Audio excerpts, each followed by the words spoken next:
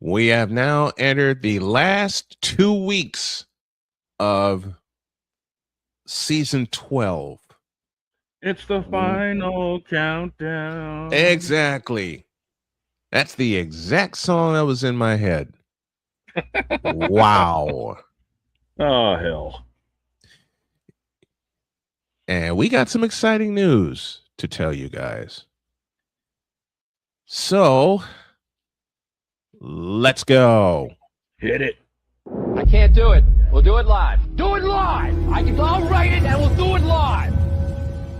Mister, will you please wake up, wake up, wake up, wake up, wake up?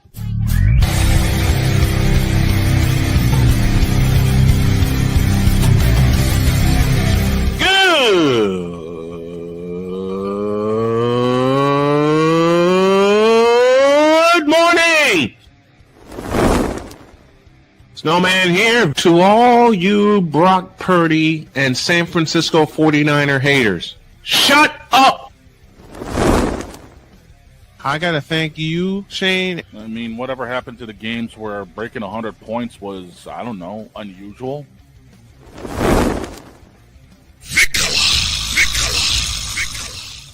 There was one word to sum up the All-Star weekend. Trays. Cause we take this job so serious. Splash Brothers, yes. Ray Allen, replace him with Steve Kerr. Reggie Miller, yeah.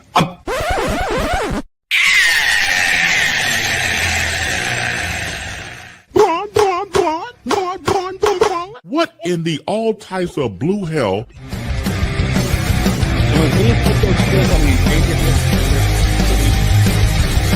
Oh yeah! Let's go. Season 13 is a coming, folks, and it's coming fast. And it's going to be big. Oh my gosh, is it ever? Good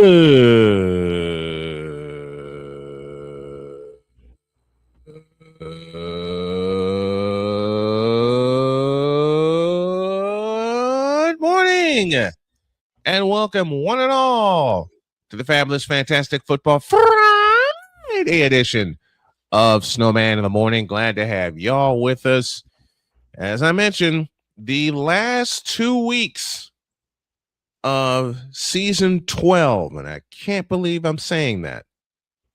Wild. I can't believe I'm saying that. It's wild considering all, I say it again, all the starts and stops, the beginnings, the ends.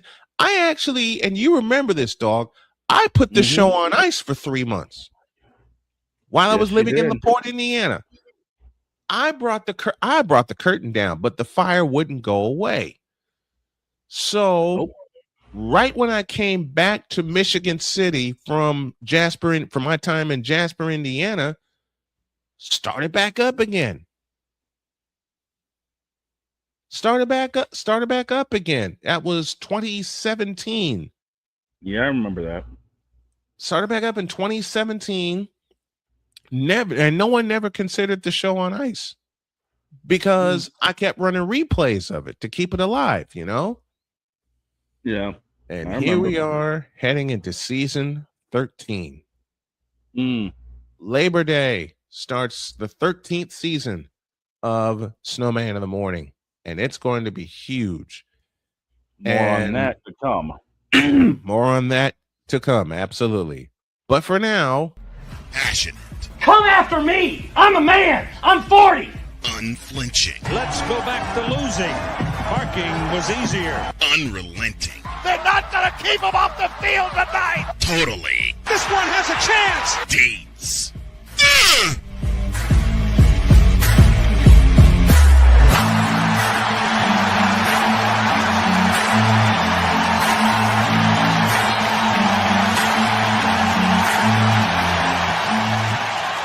That's not just a murmur, that's a full-blown fibrillation. Chris Dietz is with us. Good morning, Dietz. How are you? Morning. What's up, fellas? What's going on, Deetsy? Oh, just the normal. Mm-hmm. But I'm glad Madden I'm glad logic. Dog's here because I had the most Madden of Madden plays happen over the weekend. Like Let's I see it. just Let's said, hear it. more Madden logic. Let's hear it. May as well. Oh. Since it's a football Friday, let's hear it. Let's hear it. All right, so there's 3 of them. So one of them just happened last night, so I haven't really had time to process it, but I'm listening. it is probably the funniest thing I've ever seen in my entire life. Okay. I'm listening. So I was returning a punt. Mhm. Oh boy. And I'm returning the punt, and I see the guy in front of me get blocked to where he's getting knocked to the ground, right? Mhm. Yeah. He's spinning around, and he hits the ground. He hits the ground enough to where the AI makes my punt returner jump over him. Okay? Now, I'm like, okay, the guy, he jumps over him because the guy's falling on the ground. Right. Yeah. Here's where it goes. Here's where it goes, Madden. Oh no. This guy, while he was on the ground, on his knees, was able to hit my punt returner so hard that it knocked my punt returner into the air and caused him to fumble the football. This all happened at the same time. He was knocked to the ground and still hit my guy so hard he flew in the air. BGS, help us here. What? But that's not the worst one. The worst one was actually done by me. Oh no. What did you do? So let me just set this up for you. So I had a third down play where they came out in goal line, so I decided to run a slant, and all my guy has to do is throw it to the receiver. Throw it anywhere near him, and it's a touchdown. Well, okay, so you had the open slant route on the outside. Okay. Instead of throwing to the outside where the receiver is, the quarterback for some reason decided to throw it straight down the middle of the field where no one is. No. Oh no. So rightfully I was pissed off. Mm-hmm. So now it's 4th down, and I'm thinking I should go for it and just do the same play and hope that things work. But I was so mad. I was like, you know what? If I don't get it, I'm going to be even more mad. So I'm just going to punt it. So I punt the ball, right? So I punt the ball, and I'm like, all right, let me punt and get this out of my system. And I said, you know what? No, not getting this out of my system. Instead, what I'm going to do is I'm going to hit stick the punt returner no matter what happens. Oh, I don't care if he has the ball. I don't care if he fair catches it.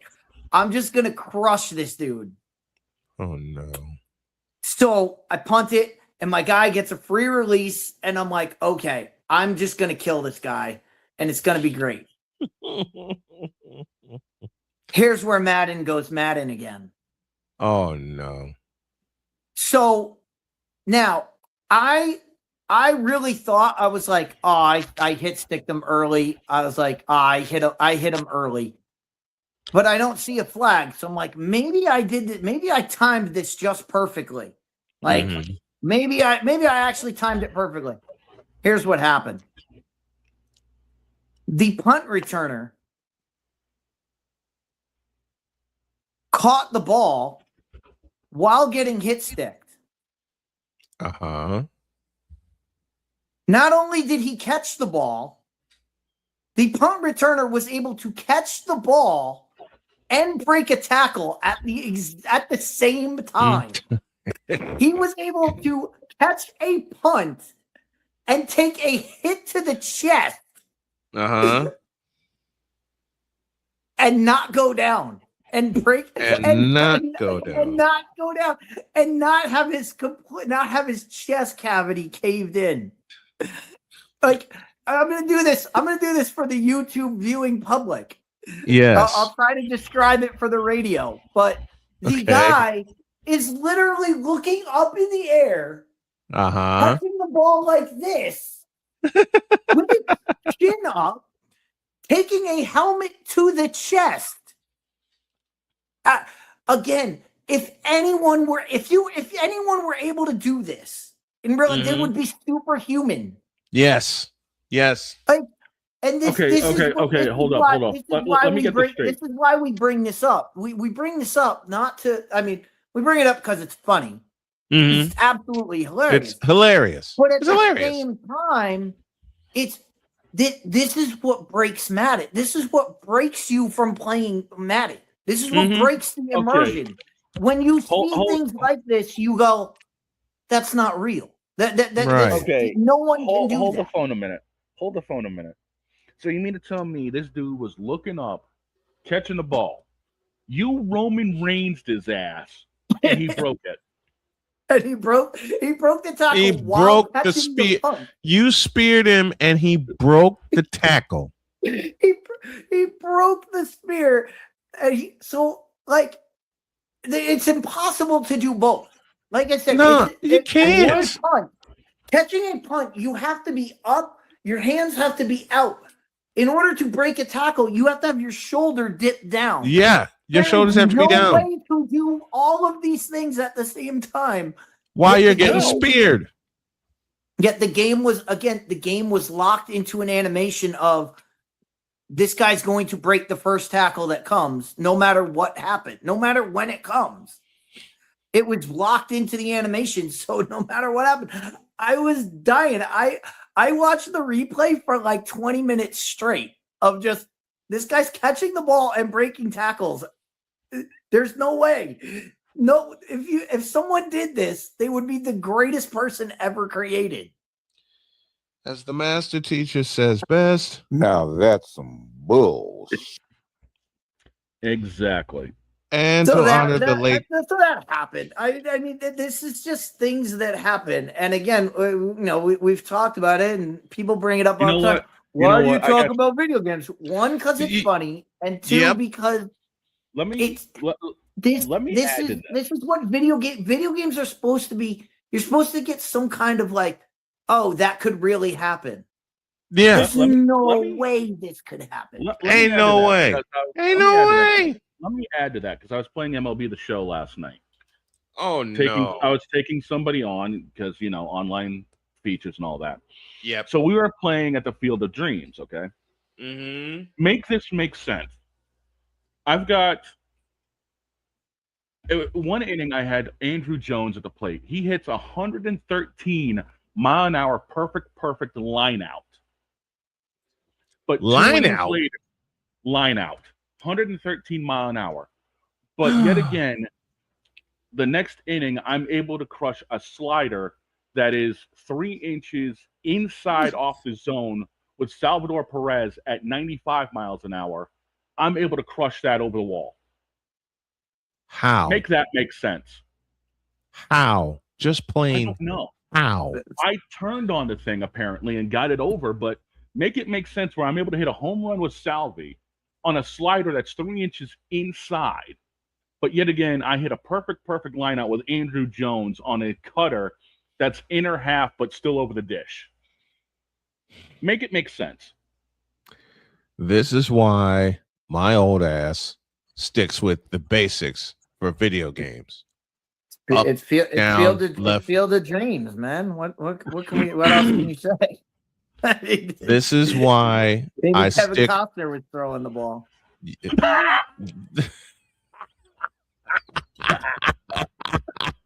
That's some Bull Durham right there. That's both of them. That's Field of Dreams and Bull Durham. Oh my gosh. And the Rookie and all the other Kevin Costner movies. Yep. And how many dude, he's done like at least 4 baseball movies. Yeah, he has. And not the same franchise, not like Charlie Sheen doing Major League or whatever. Right. Like 4 completely different baseball movies. 4 completely different baseball movies. Yeah, pretty much. This is why when it comes to, and I love the baseball video games, okay? I do. I love watching them on YouTube. I love watching people play this. I was actually thinking of streaming MLB The Show either tomorrow or Sunday. Go for it. I cannot play these games. I admit it. Being a sports fanatic, being a sports nut, being a sports nerd, I cannot play this stuff because I have been asked. No, change that word. I have been challenged to play those games from some friends of mine. Yeah, that ain't gonna happen. No. I said, why not? I'm old. I'm old and I'm old school. Up, down, left, right, shoot, and jump. That's it. That's it for me. I never even I played one game of Madden and I didn't even finish the darn thing. Why? Because my opponent, who was sitting right next to me, was flipping all these combos. I just threw the controller down and said, I quit, and I walked off. And he said, get back here. You got to finish the game. No, I'm not finishing this game against you. You have obviously played this much longer than I. But we have 3 full quarters. Play the computer. I'm done.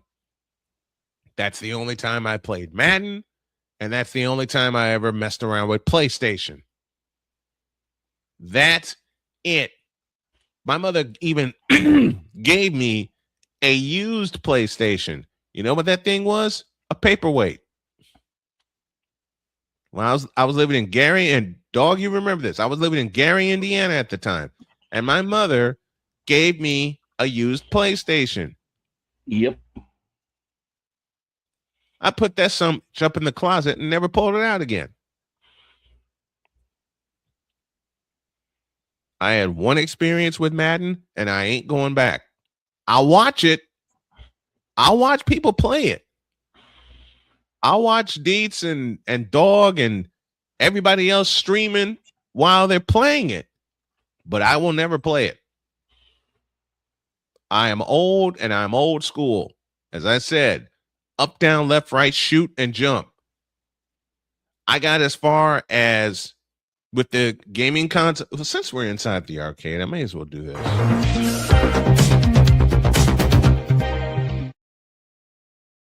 Since we're inside the arcade, I may as well do that. Anyone find Aaron Rodgers yet? He still has all our quarters. I think Mike Tomlin took half of them. 17 after the hour. We're pay for them. Yeah, 17 after the hour. We're inside the arcade, and I know we're due for a break because Jody's yelling at me in my ear. Hold on a minute, honey. I got to get this out, and she's laughing. She asked me recently why I have never messed around with PlayStation. Well, honey, now you know why. Because I played somebody on a PlayStation. He was kicking my ass, and I quit. I quit. Mm-hmm. I pulled. That's the only time in my life, the only time in my gaming life that I pulled a Notre Dame and said I quit.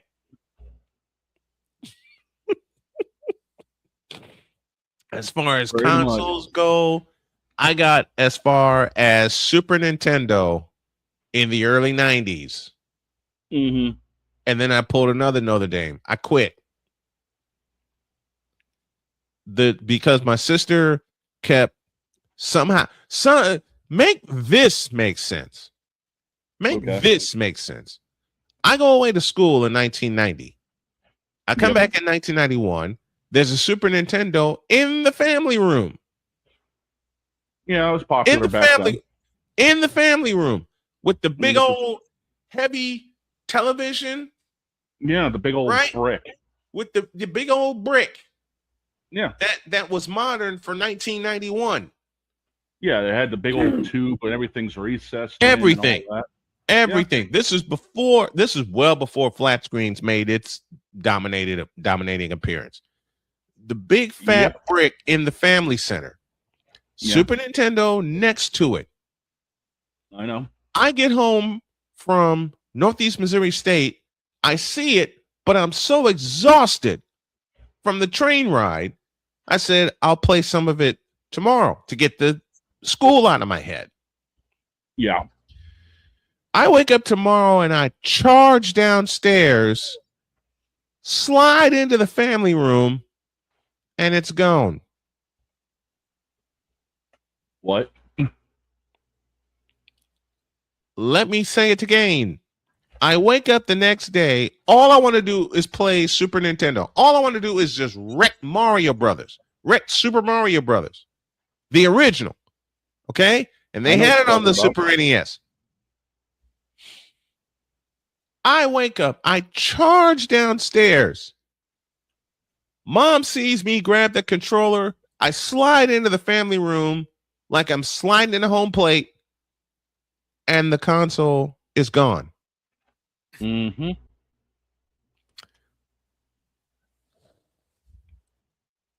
I look at my mother and I said, Mom, what happened? What happened?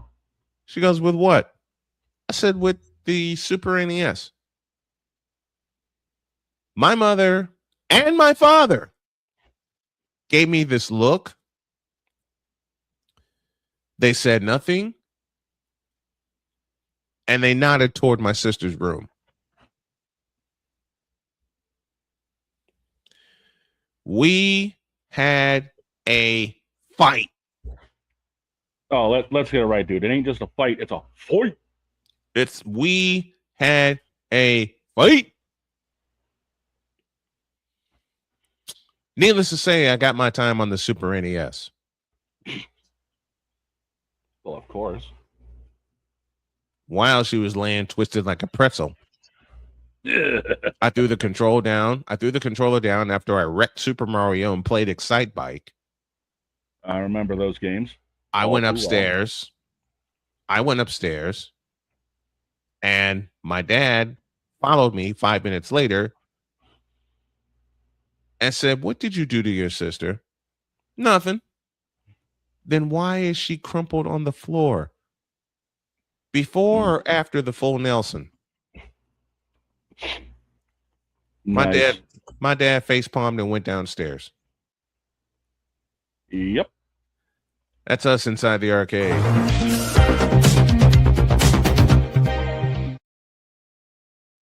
After the break, we'll get down to the business of the Big Ten. To be the champs, you must unseat the champs. Can anybody unseat Indiana? Will Ohio State rise to the top? Many questions will be answered about the Big Ten in a deuce. This is Snowman in the Morning. The original Think Drink is back. Level up with proven ingredients formulated to crush your competition.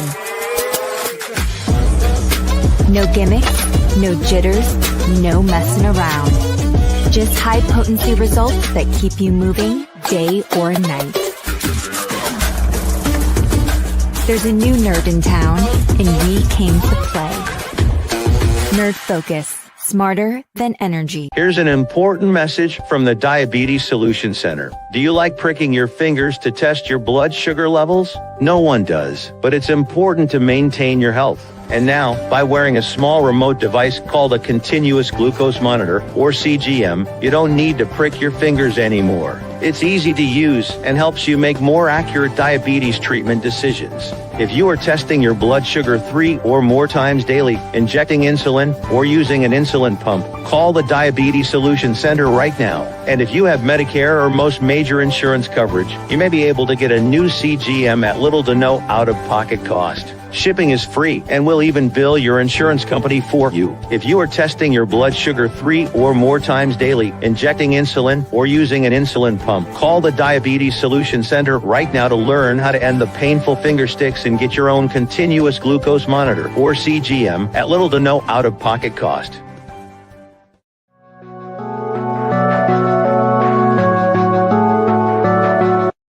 I want to do a TED Talk, but I don't have anything to talk about yet. I'm getting there. Life is for the living. We're not here that long. You can learn anything you want to learn without any money spent. What do I really enjoy? What do I really want out of life? I am your host, WIZE. Are you in a life holding pattern? Well, this is for you. Welcome to the Stuck in My Mind podcast. Live every Monday, Tuesday, and Wednesday at 4 p.m. Central.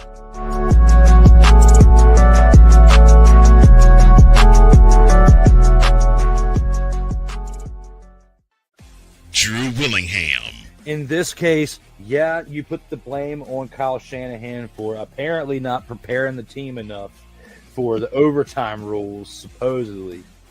Cole Johnson. Peyton was considered the winner, and he was the darling of all darlings for Gerald. With a special appearance by Tyrone Alizé McDummy. Ain't nobody calling me. Text delete, delete, delete, delete, delete, delete. Join these two football enthusiasts as they give you Total Football Talk. Live every Monday at 4 p.m. Eastern, 3 p.m. Central on the Sertoba Media and the Comey Media YouTube channels.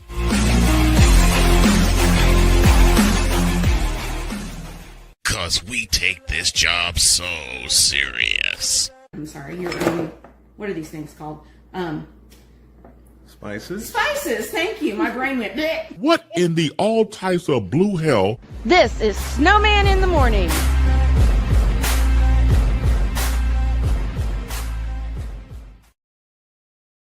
It is Snowman in the Morning on this fabulous, fantastic football Friday edition. It is we have 26 after the hour. And while we wait for Dietz to get back before we start our Big Ten discussion, I had a chance, Dog, to meet one of the greatest public address announcers ever. Okay. The great Gene Honda. Yes. Yes. I was about You to all say have to heard make me do impressions of Gene Honda on this show over the course of 12 years. Yep. I'll tell you a funny story. Go ahead with that. I was about to say I also have the AP 25 that officially got dropped. And they dissed Indiana. How far did they diss Indiana? You really want me to go top to bottom or bottom to top? Bottom to top. I'll count you down. At 25. Missouri. Who? Exactly. At 24. Louisville. Louisville. At 24. Gosh. At 23. Houston. I can see that.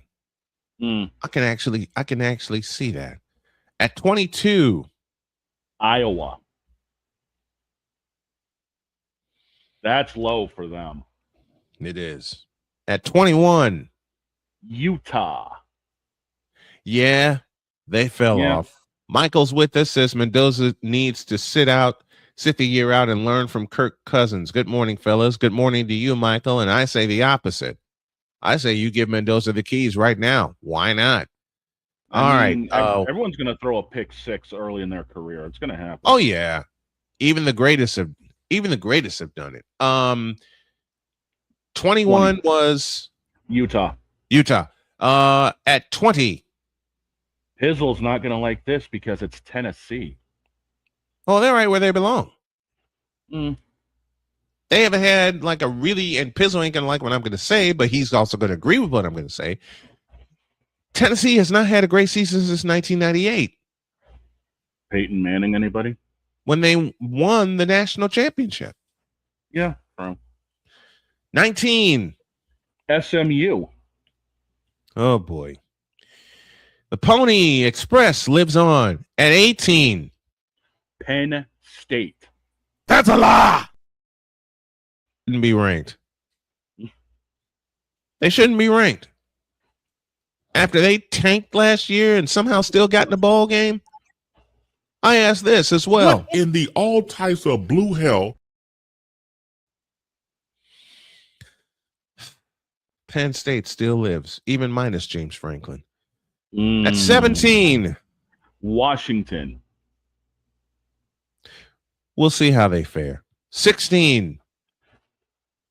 It's the maize and blue of Michigan. All right, at 15. There is no 15 because there's a tie for 14th. Okay, who's in the tie? Who is tied for 14? BYU and SoCal. What? No joke. BYU and USC are tied at 14th. Tied at 14. again. What? Well, what have we said already enough this morning? Make that make sense. Make that make sense. Yeah. Make that make sense, folks. All right. At 13. Alabama. Get the ever-loving. I'm not joking. Alabama No at swearing. 13. No swearing. I'm reading the rule up here that my wife wrote. No swearing. Okay. At But ain't 12. that just a I know. At 12, Texas Tech.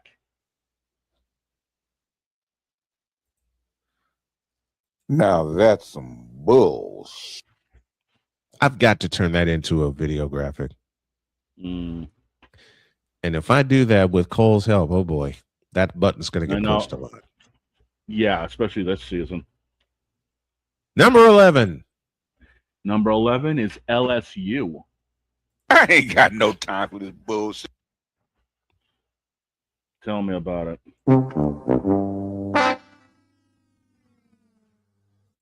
Finally found that button. All right, here we go. Into the. It took me 3 days to find that button. Nice. In its clear form. Form.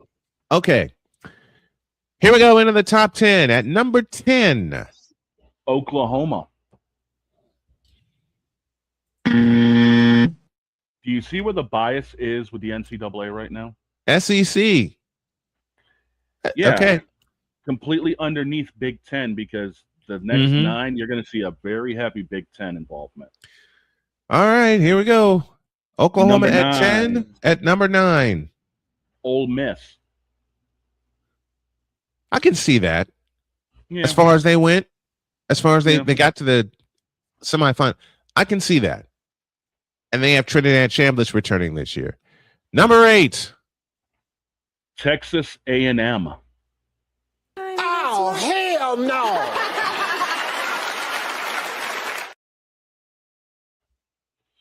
I'll leave it there. At 7. Getting 1 vote for being at the top of the pylon. Number 7 goes to Miami. What? Yeah, Miami at What? 7. Yeah. Number 6. At getting 6. 8 votes. Indiana. What are we doing?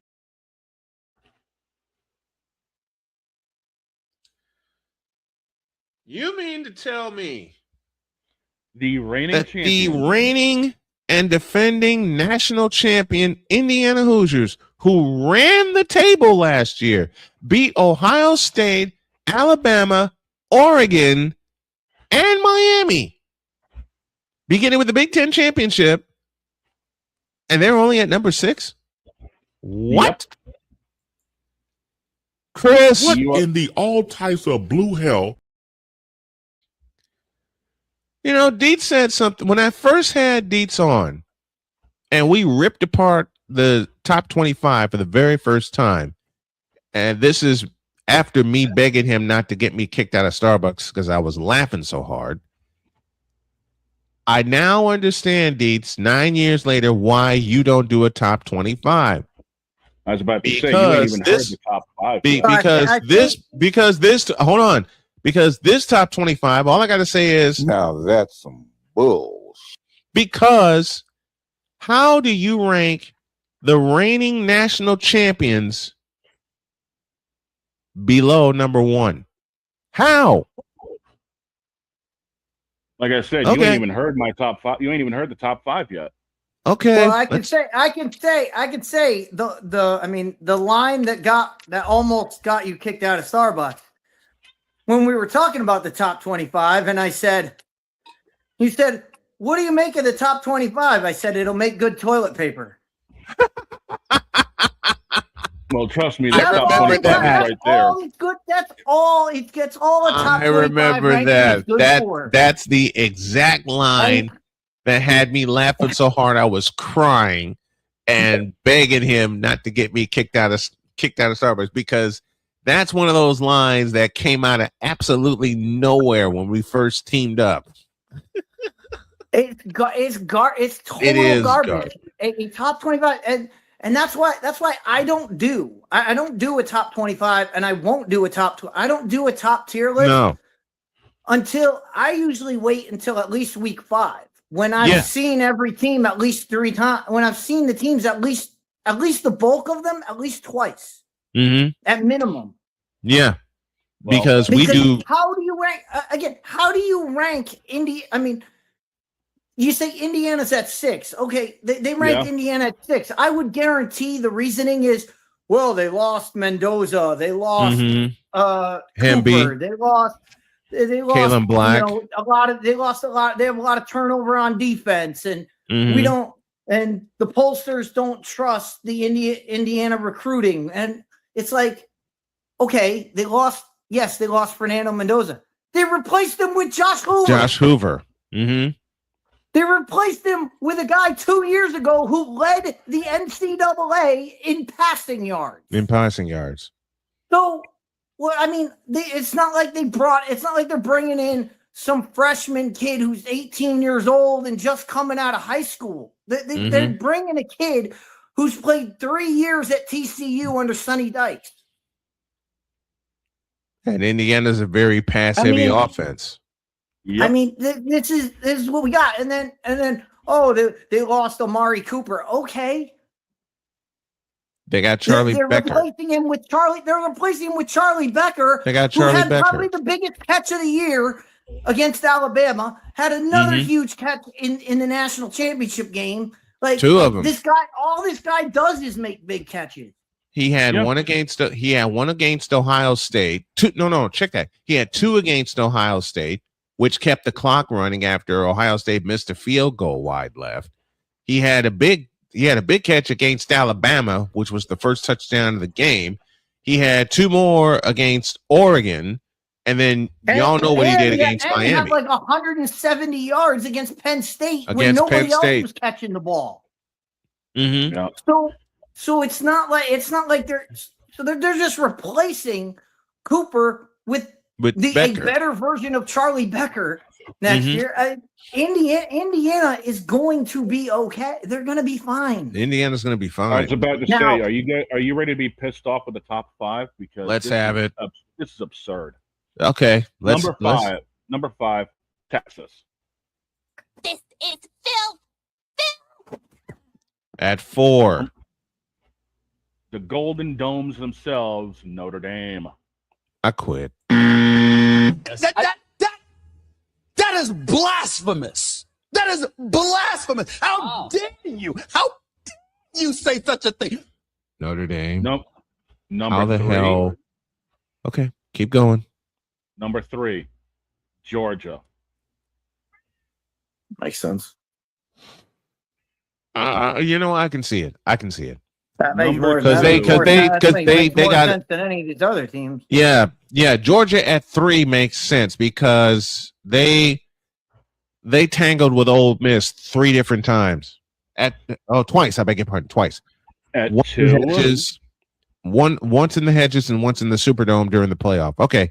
At 2, Oregon. Yep.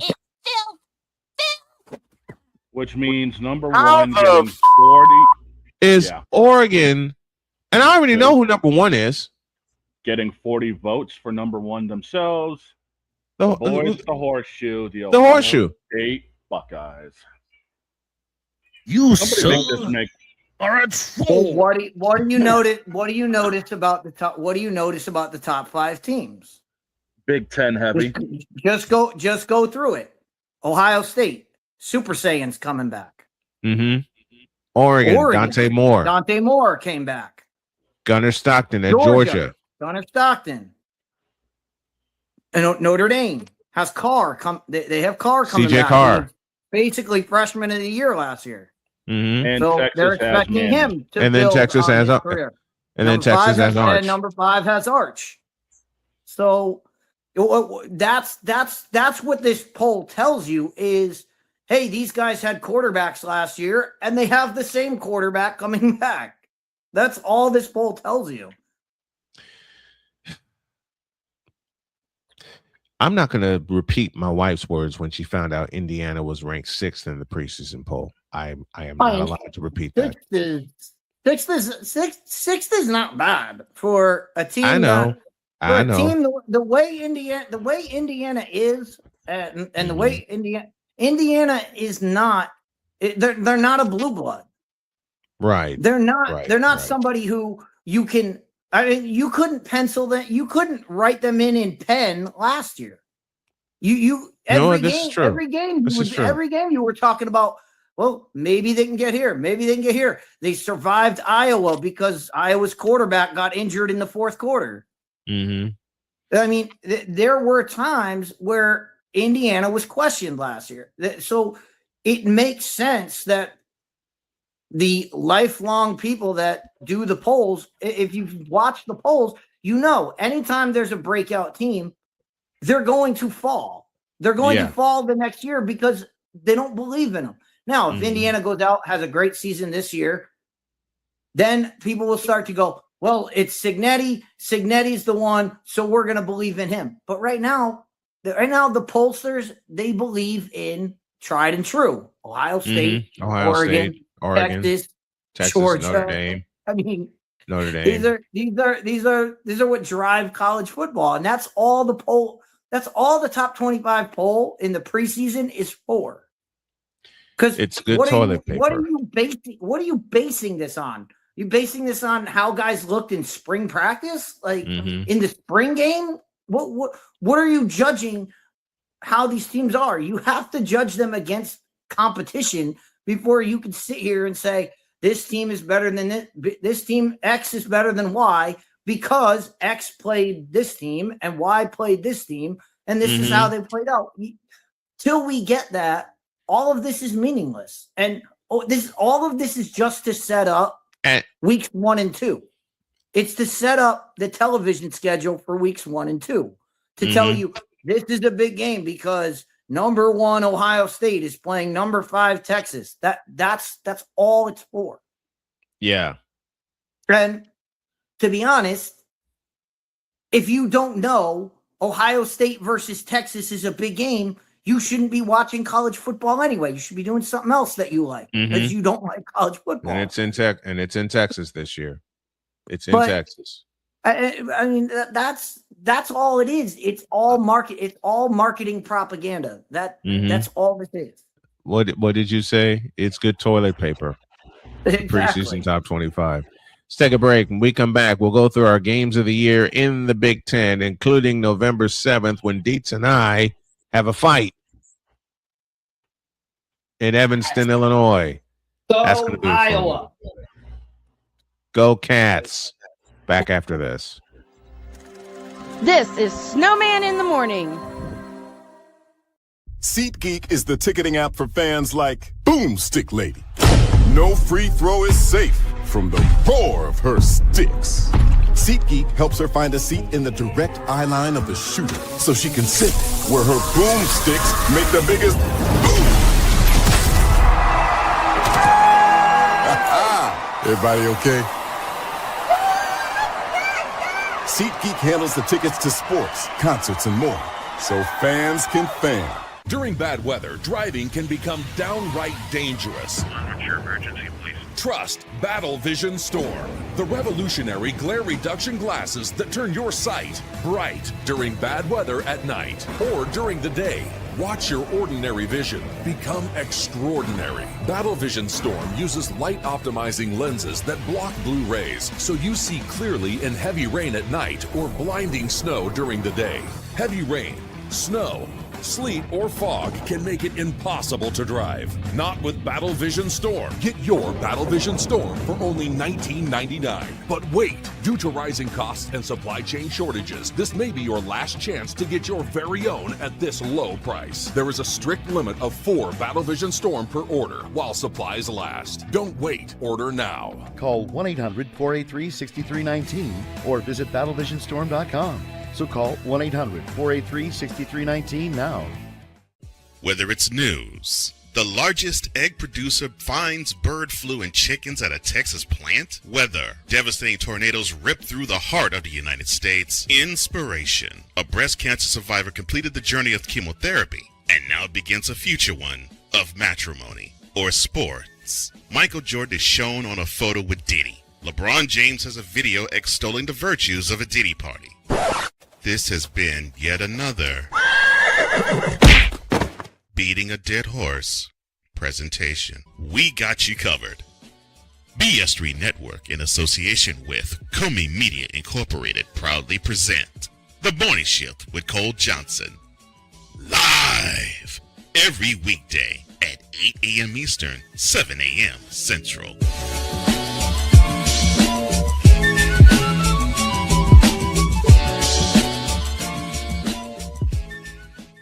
Here's an important message from the Diabetes Solution Center. Do you like pricking your fingers to test your blood sugar levels? No one does, but it's important to maintain your health. And now, by wearing a small remote device called a continuous glucose monitor, or CGM, you don't need to prick your fingers anymore. It's easy to use and helps you make more accurate diabetes treatment decisions. If you are testing your blood sugar 3 or more times daily, injecting insulin, or using an insulin pump, call the Diabetes Solution Center right now. And if you have Medicare or most major insurance coverage, you may be able to get a new CGM at little to no out-of-pocket cost. Shipping is free, and we'll even bill your insurance company for you. If you are testing your blood sugar 3 or more times daily, injecting insulin, or using an insulin pump, call the Diabetes Solution Center right now to learn how to end the painful finger sticks and get your own continuous glucose monitor, or CGM, at little to no out-of-pocket cost.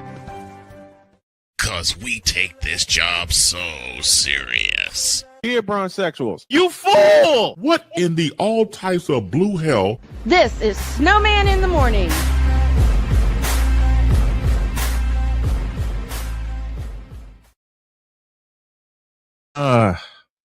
We say in the Big Ten as we are at 47 past the hour. 11:05 will bring us a very special guest by the name of Charles Wallert, the singer's producer. He composed and arranged something for the Philadelphia fans. You'll get a chance to hear it before we close out today. And then at the bottom of hour 2, of course, is the lovely Deb Witkus. And then Allison Moran will take over hour 3. All right. Okay. So we're looking at the games of the year in the Big Ten, and we know what week 2 is. Ohio State and Texas. Yeah. And I just posted this a minute ago. They did announce the time for that, and that is It's 7:30. prime time. Yeah, it's Yep. ABC's prime time. Yep, 7:30. Week 1, I'm looking over the schedule right now, and frankly, I really don't give a crap. I mean, the only good matchup I see is Wisconsin and Notre Dame on Sunday. That's it. On a Sunday? Really? Yeah.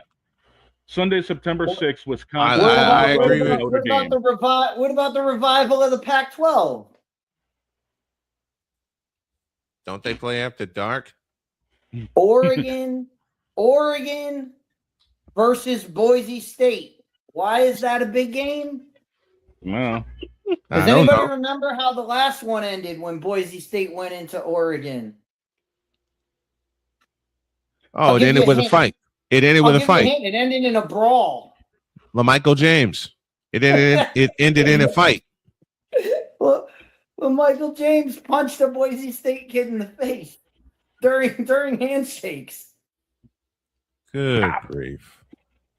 So that's week 1, but you got the others in week 1. The other one, I think that's pretty cool that the Pac-12 was able to schedule Oregon. They were able to schedule USC. They were able to schedule Washington. So they were able to get all those old Pac-12 teams old rivalries. to play the new Pac-12 teams. Yep. They got some of the old rivalries back. So that's pretty good.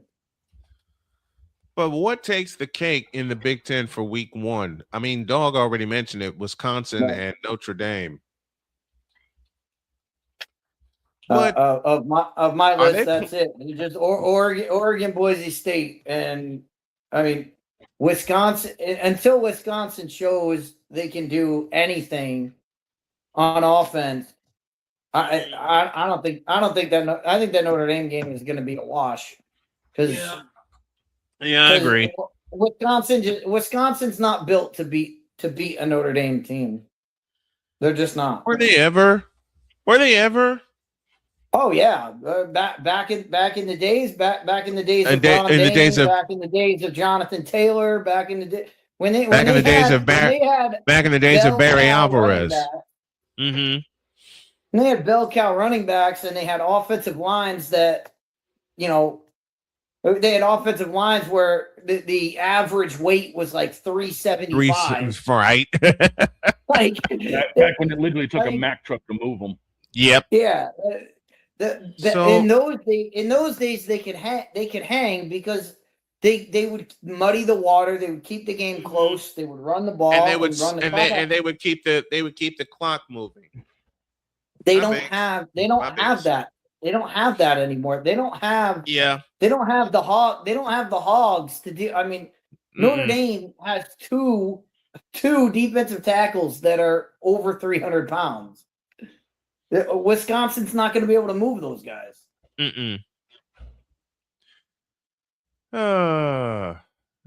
this okay. San Jose State at USC, and that's supposed to be. Oh my gosh, this is awful. This week one schedule is awful. It's bull, dude. I'm looking at Thursday, September 3rd. Oh, geez. No thanks. Yeah. Friday, September 4th. Meh. Nothing major. Now, Saturday, September 5th. Different story. Or is it? Ball State at Ohio State? What am I talking about? Ugh. Tennessee State, Boise State at Oregon. This is the one Dietz was highlighting. Yep. And I might have to put the headset on for it.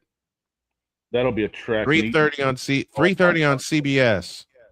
Yeah. Which means Paramount come on, will cover the game for streaming. Are you really? We get a fight at the end of the game. You really going to discount the revival of the Apple Cup? I just don't see Boise keeping up with Washington and Washington State. I'm looking for a time, and I don't see it. Oh, that's going to be 10:30. That's going to be 10:30. No questions asked. Say it again, dog. They moved Washington State and Washington to Sunday, September 6th at 4. They're using it as a lead-in for Wisconsin Notre Dame. Oh, what the Apple Cup? Yeah, NBC is using it as a lead-in. Where's Steve when I where is Steve when I need him? Right here. Oh, hell no! Dietz, you want to know what the absolute late game is on? Hang on, you want to know what the late game is for Saturday? UCLA and Cal. 10:30. UCLA, California. At 10:30 on ESPN. So Northern California hosts Southern California. Yeah. But some of the lines you want an interesting game with a good story behind it? Talk to me. September 5th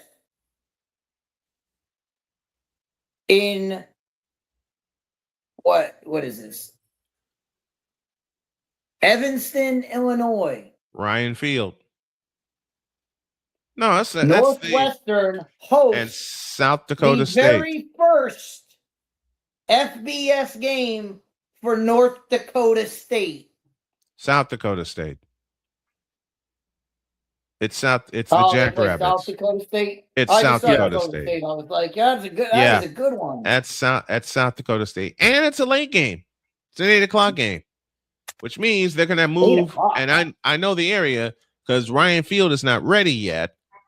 They're gonna move all the temporary lights that they can over to Northwestern Medicine Field at Martin Stadium, and they're gonna bring in more temporary seating, which is how they handled it the last 2 years, which means I may have to get my friend Dave Ennett on the line. How about we get in because we have the big dog here. How about we get the big dog versus Larry Bird on the basketball court when Purdue faces Indiana State? Purdue and Indiana State. Instead of playing football, they should just do Glenn Robinson versus Larry Bird 1-on-1. There we go. Be a better matchup. That'd be better viewing. It would. Yes, it would.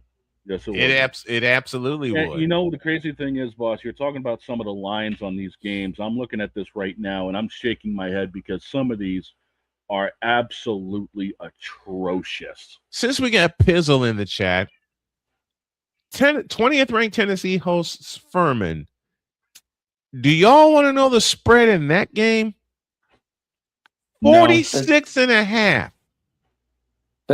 I'm surprised they even put one. I'm surprised too. Okay, OSU versus Ball. OSU is favored by 50.5.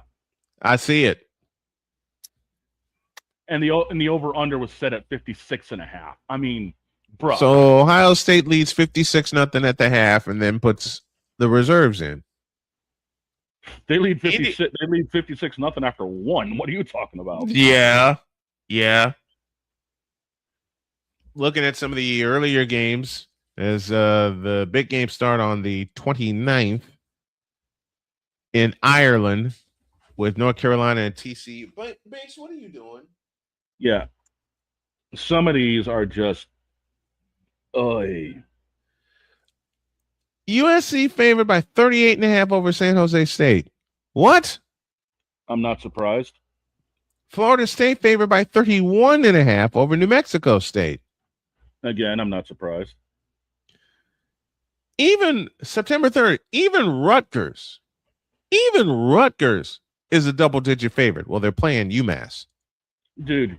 Yeah, UCF exactly. over. They're playing the worst. They're playing Massachusetts. UCF. Yeah, that's bad. Dude, Minnesota is favored by 43 over EIU. They don't even have an over-under for that game nor the UCF game because they just expect them to blow them out so badly that they're not putting an over-under for it. There's no reason to. Even, oh, God. Arkansas, Pine Bluff, and Missouri. Read that spread. Do I even want to? 54.5. Is that the over-under? Is that the line? That's the line. Yeah. While we're taking shots at the Big Ten, can I take a little bit of a shot at Ohio State here for a second? Go for it. Everyone else is taking some digs. Why not? Okay. Go for it. So here's the issue. So they made their players take pictures for the promotional material. Yeah. They made them take them against a gray back, like the wall in the back is just straight up gray. It looks like concrete. Okay. I'm dead serious. Every single one of these Ohio State shots looks like a mug shot. Now, here's the problem. And here's where I thought the convicts were supposed to be in Miami. Are they wearing shirts and ties? Wait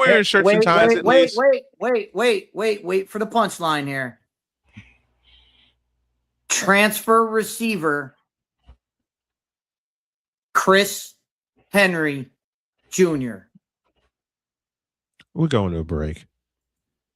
I'm gonna leave it right there. That's the punchline. You can't make this stuff. You can't make this up. up. The first time I saw it, I was like, really "What is that?" And then I saw the name, and I was like, "Oh my!"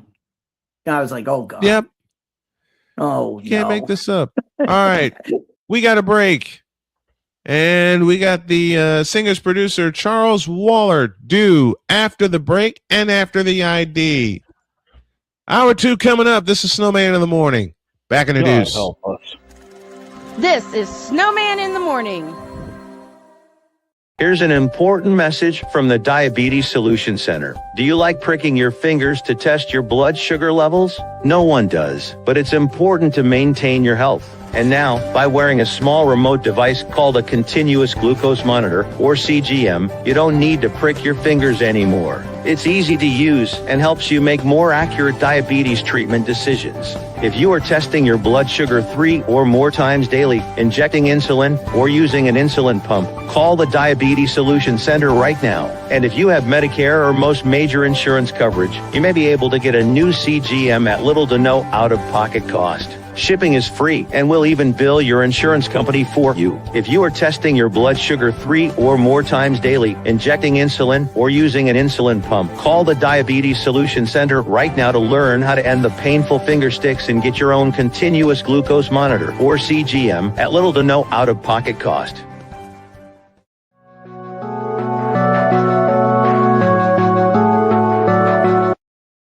I want to do a TED Talk, but I don't have anything to talk about yet. I'm getting there. Life is for the living. We're not here that long. You can learn anything you want to learn without any money spent. What do I really enjoy? What do I really want out of life? I am your host, WIZE. Are you in a life holding pattern? Well, this is for you. Welcome to the Stuck in My Mind podcast. Live every Monday, Tuesday, and Wednesday at 4 p.m. Central.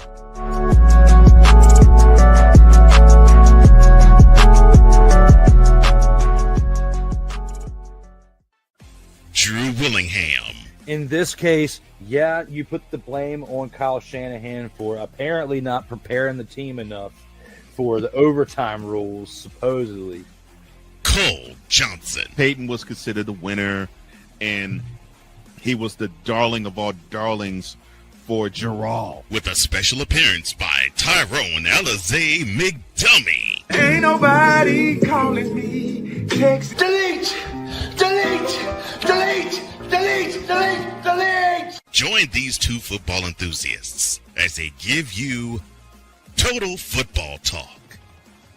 Live every Monday at 4 p.m. Eastern, 3 p.m. Central on the Sertoba Media and the Comey Media YouTube channels.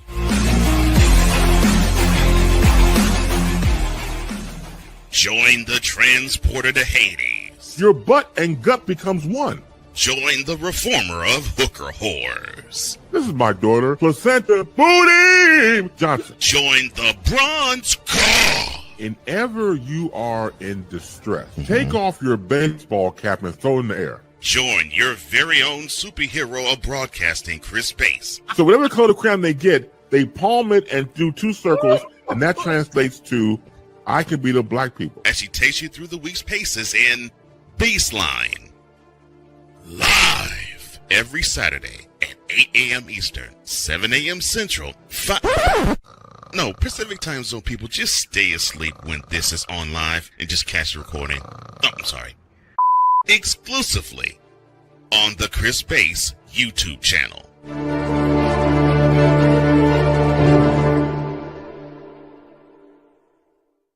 Cause we take this job so serious. I'm on Alarm Island. Give me them cocks! What in the all types of blue hell? This is Snowman in the Morning. For the love of God, why? Oh no, I don't know. Love of God. You know what? Just don't. It's 11:03. We owe y'all an ID. This is Snowman in the Morning.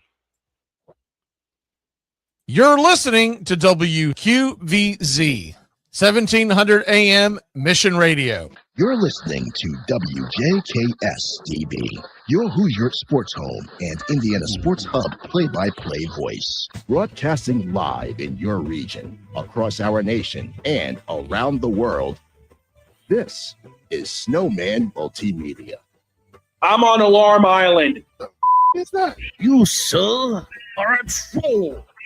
Hemorrhoid. Lebron. Hemorrhoid. Ball goes Benton, Caleb Williams. Give me them cocks! It's really, in the end, basically a skill issue. And Father O'Shaughnessy needs to go to hell. Now, get out of my face, you thirsty bitches.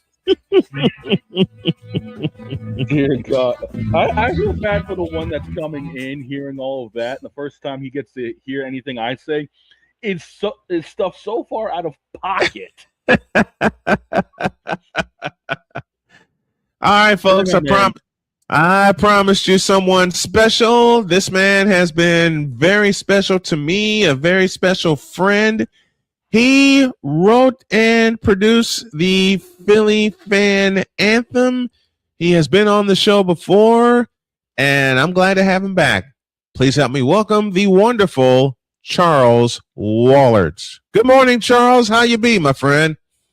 Good morning, Brian. How are you, and how are all your wonderful fans out there?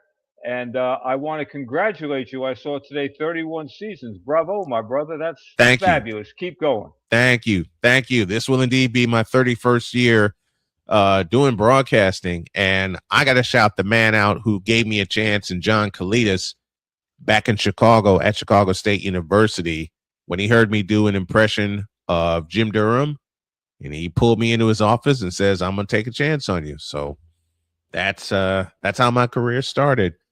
But you, my friend, you composed a wonderful anthem for the Philly fans. I've been playing it on loop since you sent it to me. What brought that on? How'd you do that?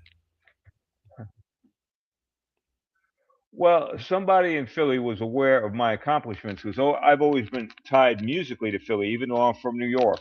The sound of Philadelphia, when my buddy Ronnie Gamar, I first started producing him, the Gamble Huff sound. And of course, football has been in my background. And I came at a crossroads, and here I am now getting to do football and music. So what happened, they brought me this guy, actually, he brought some lyrics and some demo and some AI stuff, which couldn't be used at all. So I changed it around, and I gave him some credit for the few things he did, and went in and got the greatest musicians I could for this particular project. And it took me 6 months to do. I mean, I've done 2 albums in that time, or at least one. But I wanted to make this special, not just a little chant. Excuse me. I wanted to make this a recording. And the wonderful Joe Sarasana was singing lead, and he's got a documentary coming out called "How Not to Be a Rock Star." Amazing story. We used the great arranger Joseph Joubert, wonderful Daryl Tukes, Nikki Richards, Bashiri Johnson, my man, who's done all my percussion forever, and wonderful Hanan Rubenstein, who I mentored as a young man, who's a great guitar player and also engineered the session. And of course, tying it to Philadelphia, the one and only Benny Marsala, the poster boy man for Philadelphia and music. So we put it together, and as you're doing it, Brian, as you know, when you're in the middle of a project, you're just doing it, you follow your instincts. And after we were playing back on the mix, everybody was going completely crazy, and it took me a while to get that back. I knew we had it, but the impact of the magnitude of what we did, then finally, is just catching up with me. And like I said, I've played it. I'm going to play part of it to close the show today, but I've played it on loop since I heard it, and it's wonderful. It is absolutely fantastic. Great job, my friend, to not only you, but the band who helped you put it together, the amazing band September in the Park. Tell me about those guys. Well, they're going to be doing the actual music video of it. These guys, folks, if you want to be thoroughly entertained, I've been in this business a long time. I've been blessed to work with great people like George Benson, Dionne Warwick, The Main Ingredient, O.C. Smith. And these guys, I mean, it's just amazing. They do it all. Every genre you could imagine, everything great. And matter of fact, they just recorded my song, which is getting a tremendous response. So my man Glenn Carvin, who kind of runs the show there, we really hit it off great. We're doing things together. So they're going to do up and coming the Philly anthem. So we'll have a visual of it as well, which should be a whole lot of fun. Oh, and man. there is some other connections. We're a real football family, my friend. My oldest daughter is a Cowboy fan. My son-in-law is a Giant fan. My youngest daughter so she's is a an good, Eagle she's fan. a good lady. My huh? grandson is a She's Giant a good fan. person. Oh, right. No, wait a minute. Now she convinced my 10-year-old granddaughter to be an Eagles fan. So we do have that connection.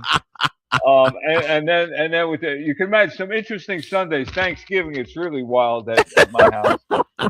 So we do have the. Plus, I have such good I have such good fans there. And one thing I really want to impress about the world and people and the wonderful cover, Jill Reitzma, who does my covers.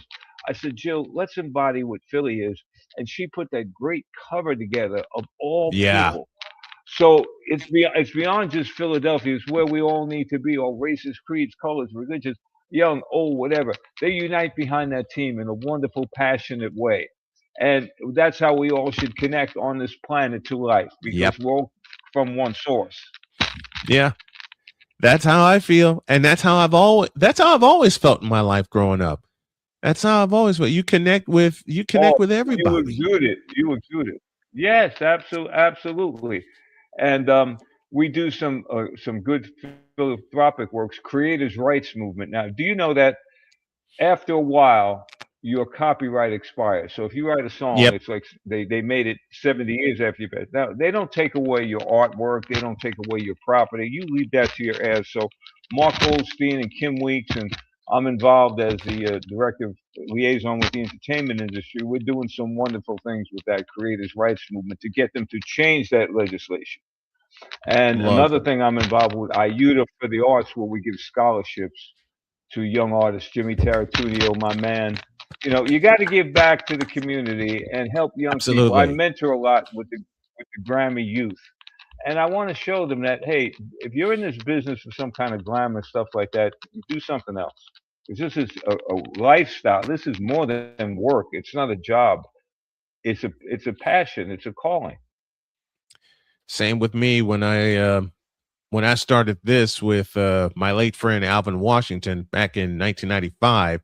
We were just doing Chicago State games, and then Alvin came up with the idea, why don't we try broadcasting high school games? So the Interscholastic Sports Network was born, and then it got flipped over Yeah. into the Arena Sports Network in 2013, and then 8 years after that came Snowman Multimedia.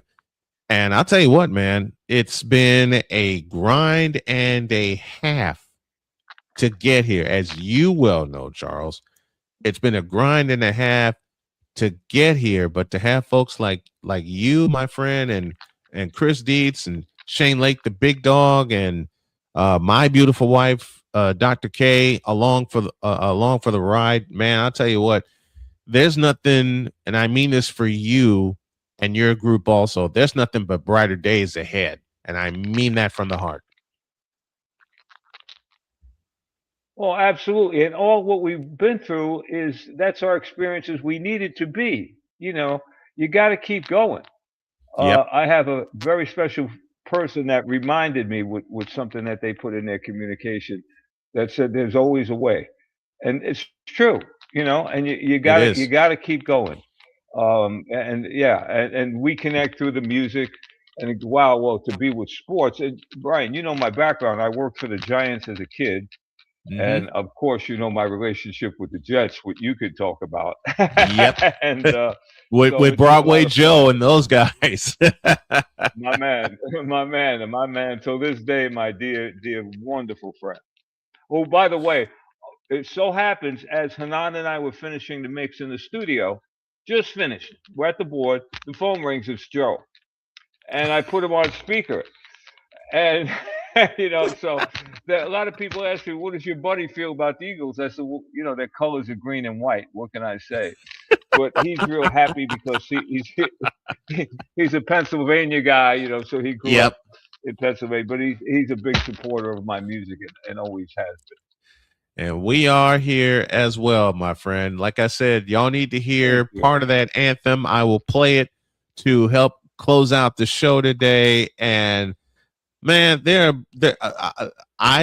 you have an open invitation to jump on with us, whether to talk music, whether to talk football.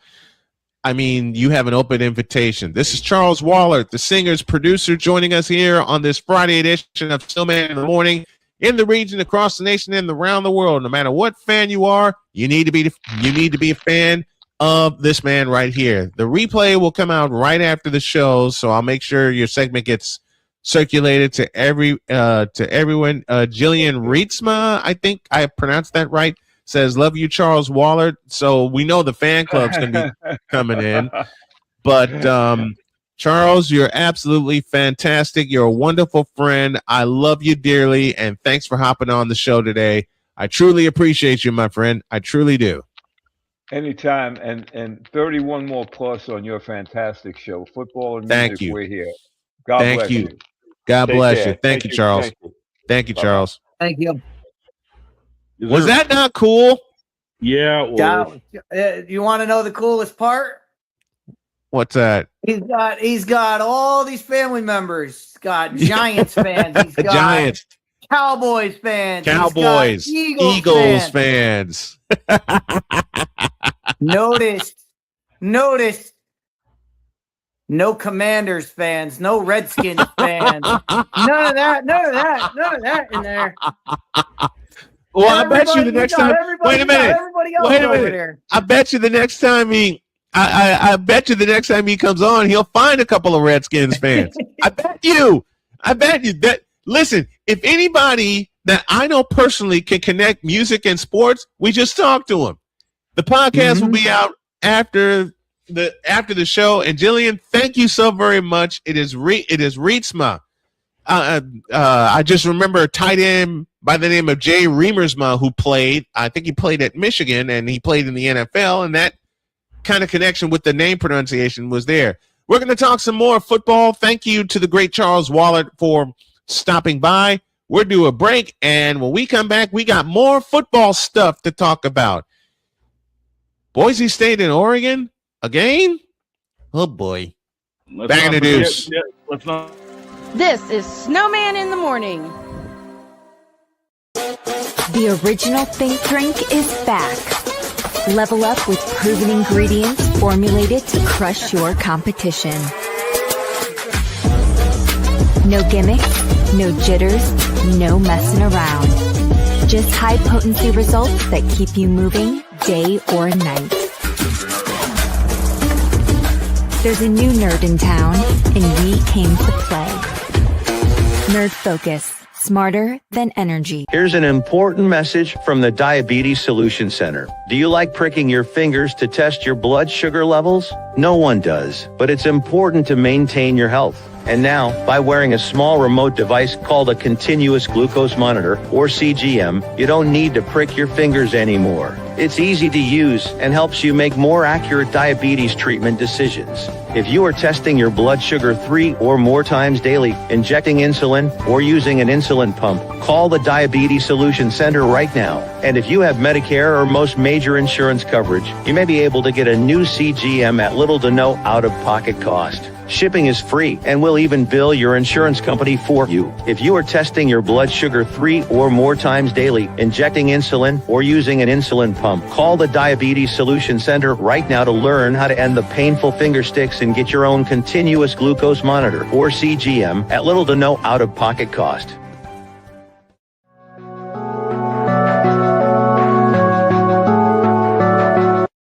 I want to do a TED Talk, but I don't have anything to talk about yet. I'm getting there. Life is for the living. We're not here that long. You can learn anything you want to learn without any money spent. What do I really enjoy? What do I really want out of life? I am your host, WIZE.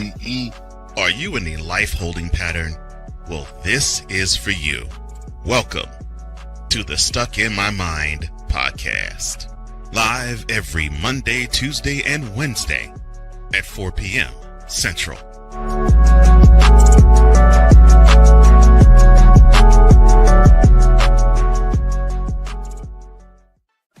Drew Willingham. In this case, yeah, you put the blame on Kyle Shanahan for apparently not preparing the team enough for the overtime rules, supposedly. Cole Johnson. Peyton was considered the winner, and he was the darling of all darlings for Gerald. With a special appearance by Tyrone Alizé McDummy. Ain't nobody calling me. Text delete, delete, delete, delete, delete, delete. Join these two football enthusiasts as they give you Total Football Talk. Live every Monday at 4 p.m. Eastern, 3 p.m. Central on the Sertoba Media and the Comey Media YouTube channels.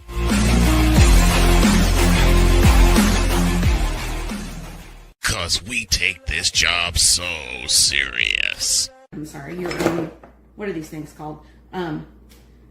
Spices? Spices, thank you. My brain went bleh. What in the all types of blue hell? This is Snowman in the Morning.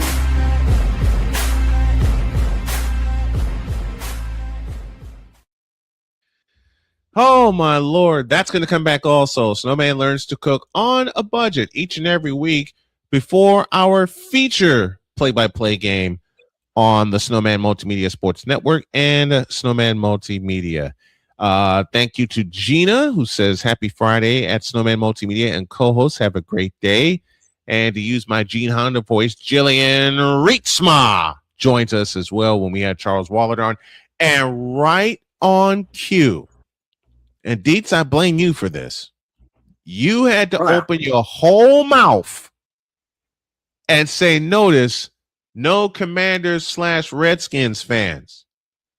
As soon as we went to break, Charles shot me a message saying, in-laws are Commanders fans. So the NFC East is fully but that covered. makes it even better. That makes it It even does. better. They don't even get mentioned on there. It's oh my gosh. Deb Whitkett's due in 9 minutes. We'll be coming back from a break then. And we're celebrating. This is national. Yesterday was National Radio Day. I'm making it National Radio Week. I don't care what other people say because I've been hanging with these fellas for almost 13 years. Victor and I have been friends for 25 years. You just met one of my best friends in Charles Waller. He hangs out with us. Darrell Owens, who was supposed to appear today, we got our schedules mixed up. You'll see him in an episode of Mike to Mike very soon. And I may as well go ahead and let the cat out of the bag. There is a fellow in Chicago by the name of Jonathan Hood, who is an ESPN radio host along with my other good friend, David Kaplan. Yep. And he has something called Under the Hood with Jonathan Hood. Well, I got an email from that young man, and it reads as follows. Dear Brian, thank you. Got to do it right. Got to do it right. It reads, as I said, I got an email from one Jonathan Hood who asked me, did I let the cat out of the bag yet? And my answer is no. We're still hammering out logistics, but the letter reads as follows. Quote. I would like to personally thank you for agreeing to become a part of Under the Hood with Jonathan Hood. It is my pleasure to officially welcome you to our team. We sincerely appreciate your willingness to share your knowledge, perspective, and unique voice with our audience. Now, listen to this. Beginning September 8th, Under the Hood with Jonathan Hood is proud to partner with Snowman in the Morning as an official affiliate program of our channel. As part of this partnership, Snowman in the Morning will be featured as a regularly scheduled program airing across the Under the Hood platform while also being promoted through your various social media channels. We believe this partnership represents an exciting opportunity to expand our reach, provide compelling sports content to our viewers, and strengthen both of our brands. We are confident that your experience, insight, and passion for sports will make Snowman in the Morning an outstanding addition to the Under the Hood family. Thank you again for your trust and partnership. We look forward to building something special together and welcoming your audience to Under the Hood with Jonathan Hood. That just came to me yesterday, and I better do this. Close quote. Yeah, I got that. We have been, oh hell, we're not flirting around with Zebo TV anymore. It's going to happen, and I think it's going to happen on Labor Day. So that's coming back. That's coming back. Mosaic TV is flirting with this.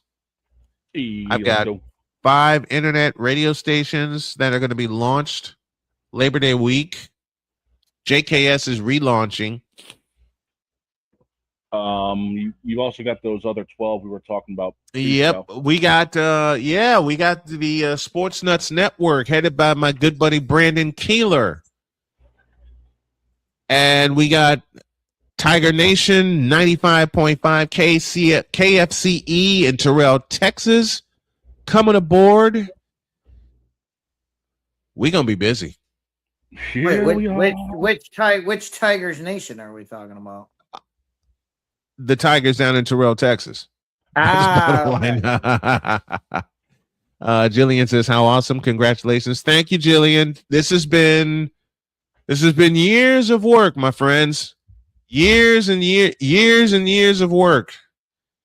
This has been all the stops and the starts, the people we've had on the show, and to some of the people that we've lost during the airing of the show. And one person that I have to pay homage to is the late great Alvin Washington, who was my road dog for some 25 years before health problems got both of us. And I'm just so sad that he's not here to celebrate season 31 with us. He got as far as the silver season, the 25th year, and then his health started to decline. So, Vindog, this is for you also. This is also for my dad, my mom, who stuck by me and said, go get it. My dad, who he said, Jillian, take a listen to this. My dad said something to me.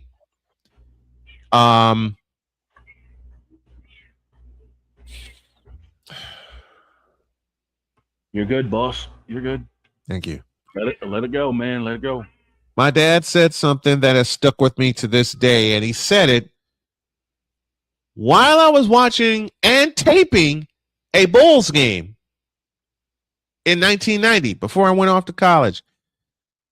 And I got to do this in full.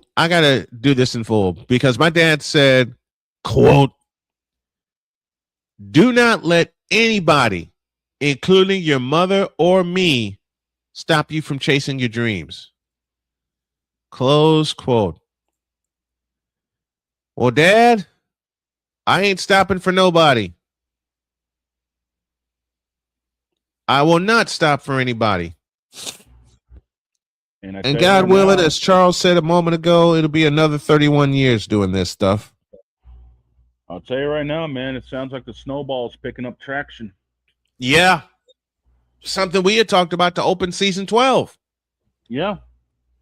We had talked about that to open season 12. We'll get you a date on when we launch on the Sports Nuts Network. September 8th, we go Under the Hood with Jonathan Hood. Sometime next week, I'm going to be on his podcast to make to do the formal. Oh my gosh, the formal introduction. Oh, that's going to be wild. That is good. That is going to be wild because I've done UIC women's basketball. I've done UIC women's basketball. I did it for 2 years. And Jonathan would just walk by me and say something crazy to me just to get me laughing and keep everything loose. And let me remind people, if you like what you see and what you hear, really trying to help my family right now. and I have an exam to take, and I've got to push it back to Monday because I don't have the funds to pay for it. It's for my CDL permit. So if you can help my family personally and me take this exam, get this physical done, you can do so with a donation to Cash App. The tag you need is $ Tallman Dr. K50, and you can do so via PayPal. Look up at Snowman2172. That's where you can find us. But Dog and I talked about it in the pre-show meeting. 12 years of starts and stops and ins and outs, and some days canceling, my depression getting the best of me. And I got to tell y'all, 8.5 years of fighting depression, which I didn't even know I had until I got diagnosed with it in 2017. And it cost me a week in the hospital. Best week of my life. I disconnected from the world. It gave me a chance to recharge and reload and refocus. And I gotta tell you, I was madder than hell when I was dragged off to the hospital.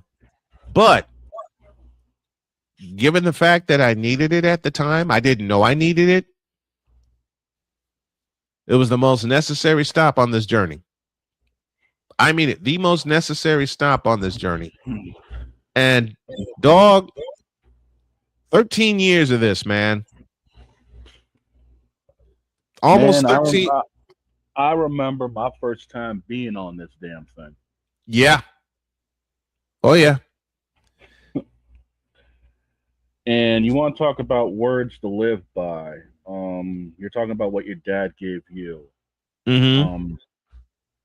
I don't often talk about this story, but there was a time before you and I hooked up that I was helping beta test a new actual racing sim known as Sim Raceway at the time.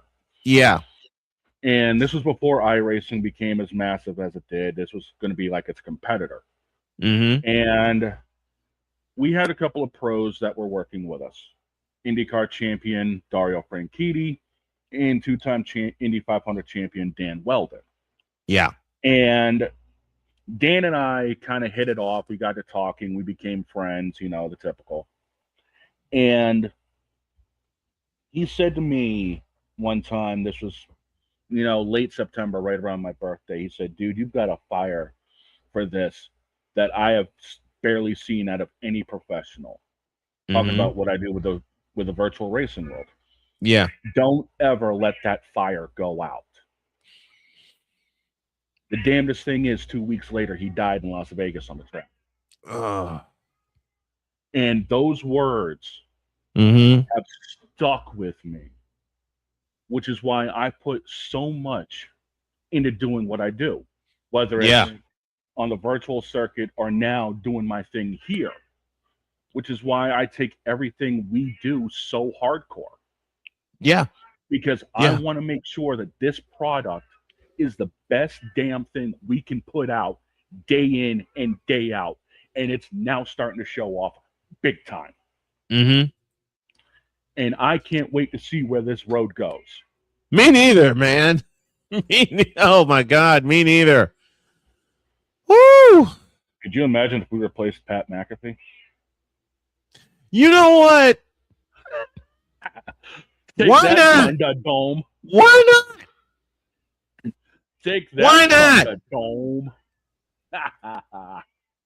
No one's replacing Pat McAfee. Pat McAfee is basically Pat McAfee network. Yeah, they have bought in hook, line, and sinker. Yeah, they have. But you know now something? He's gonna be on Monday Night Football as a Yep. Whatever. But you know something? Screw it. Dude. We'll do what we always do. We make our own. We make our own. And I think we've got somebody joining us now, don't Oh, we? I know. It's Friday. It's okay, who's been in my truck again? Not me. It's a football Friday. And we have this lovely lady.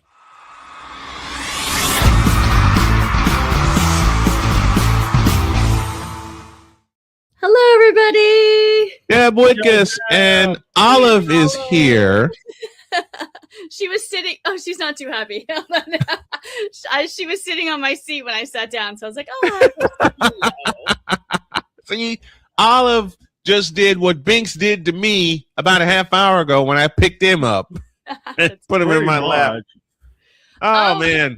Cowboys. Now, my first question is, what is going on with training camps turning into WWE all of a sudden? Right? Like, what the hell is going on around here? Right? It did not happen yesterday. Cheerios? It did not happen yesterday with the Saints and the Rams. I must say, I was there. We were like, good. There's going to be fights because obviously the Dallas Saints training camp was not good. No. Yeah, who's pissed and who's Wheaties to start this crap? I mean, who started this? That's nothing new. I mean, this has been going on since football. I mean, since football was started, like they have training camp, teams fight. That's what they do. And all that shit. So we thought you might have been saying that. Yeah. Do you guys remember? We were a bunch of the media were talking about it yesterday with the Raiders. There was the Raiders and the Rams camp. They stopped it short. Like they stopped the actual practice. The fights were so bad. That was back when Jimmy G was the quarterback. So it was like, like it went all the way to PR. We were like, hey, where was that? Like, that's the conversation that was had yesterday. Oh goodness gracious. And it's gotten worse over time. You think so? I mean, well, as Deet said, it's been happening for the longest time. It's hot. Everybody's out there. Nobody wants to get hit. Nobody wants to get hit in practice like that. Yeah. So it's understandable. It's bound to happen. Mm-hmm. There's a line too, because I mean, as far as even the Rams are concerned, like they don't use their starters in preseason games. So right. This is their these joint practices are kind of their preseason games, and that's actually what McVay said yesterday. So I get it. Like there's a balance between that competition and just show what you got, but then also you can't get hurt, right? And those fights, so that's that balance there of like no fighting, can't get hurt, but yet show what you have and what you can accomplish. Yeah. So it's wild. It's just wild. We're talking NFC East today, which includes Deetz's Cowboys, which includes Deb's Eagles, and we always say to be the champs, you got to beat the. Oh boy. I'll start with Deb. Your thoughts on the NFC East coming into this season? Is Philly still the team to beat, or is there a dark horse? I mean, Philly's gonna always be the team to beat, right? Yep. we have at least for the last couple of years. I think we've discussed this. I think and NFC is going to come down to, like I said, Rams, San Fran, Eagles, right? Yep. I obviously AJ Brown has moved on. Yep, he's looking good up here in New England. Yep. Because he hasn't talked to Hurts. Still that drama, like people cannot let it go. Yeah. No. That I mean, up here we've let it go. They're not gonna. About the rest of Philly's not gonna let it go. Philly takes some time. But I mean, when you got people throwing snowballs at Santa, of course y'all gonna take that this. Was in 1970. I mean, I think it was before that, to be honest. So what are we looking at? 50 years has not happened.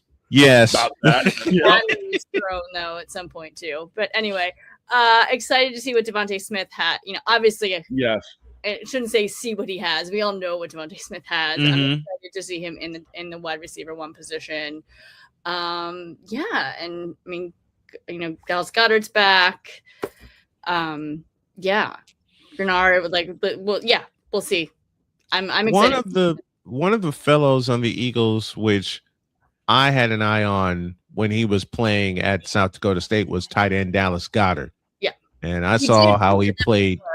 I saw how he played there, and I said at the time, do not be surprised if he becomes a tight end one with with an NFL team in the NFL. And a lot of people thought I was crazy. And I said, no, just watch his film, watch his tape. I watched 2 entire games of South Dakota State and how they used Dallas Goedert, and Philadelphia caught on and they drafted him and they use him the same way. So with A.J. Brown being gone, how big is Dallas Goedert's contribution going to be, or how much more is he going to contribute to the Eagles offense? I think he's going to contribute. I mean, he had a really good season last season. The season before, he just got hurt. And of course, that's the season I had him on my fantasy. Thanks, Dallas. I think Speaking of which, boss, we need to get that resurrected. Yes, we will. We will.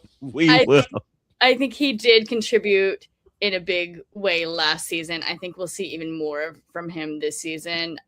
Also, too, I do like his replacement, Eli Stowers. Round the draft. I like that they did that because Goddard's not going to be around forever.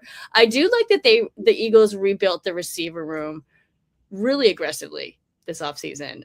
Wicks, obviously Hollywood Brown, Elijah Moore, Makai Lemon. Yeah. That's still that stellar pick. One. Although he is slowly but surely, coming back from that hamstring injury, or I think he will be fine for the season. I'm actually seeing his cousin tonight. We're going to a Dodgers game together. I'll try to get the scoop if there's any scoop. Try to get the scoop at Chavez Ravine, right? The big question. They revamped the wide receiver room. The big question is, will they trust the quarterback to throw the football in the second half of football games?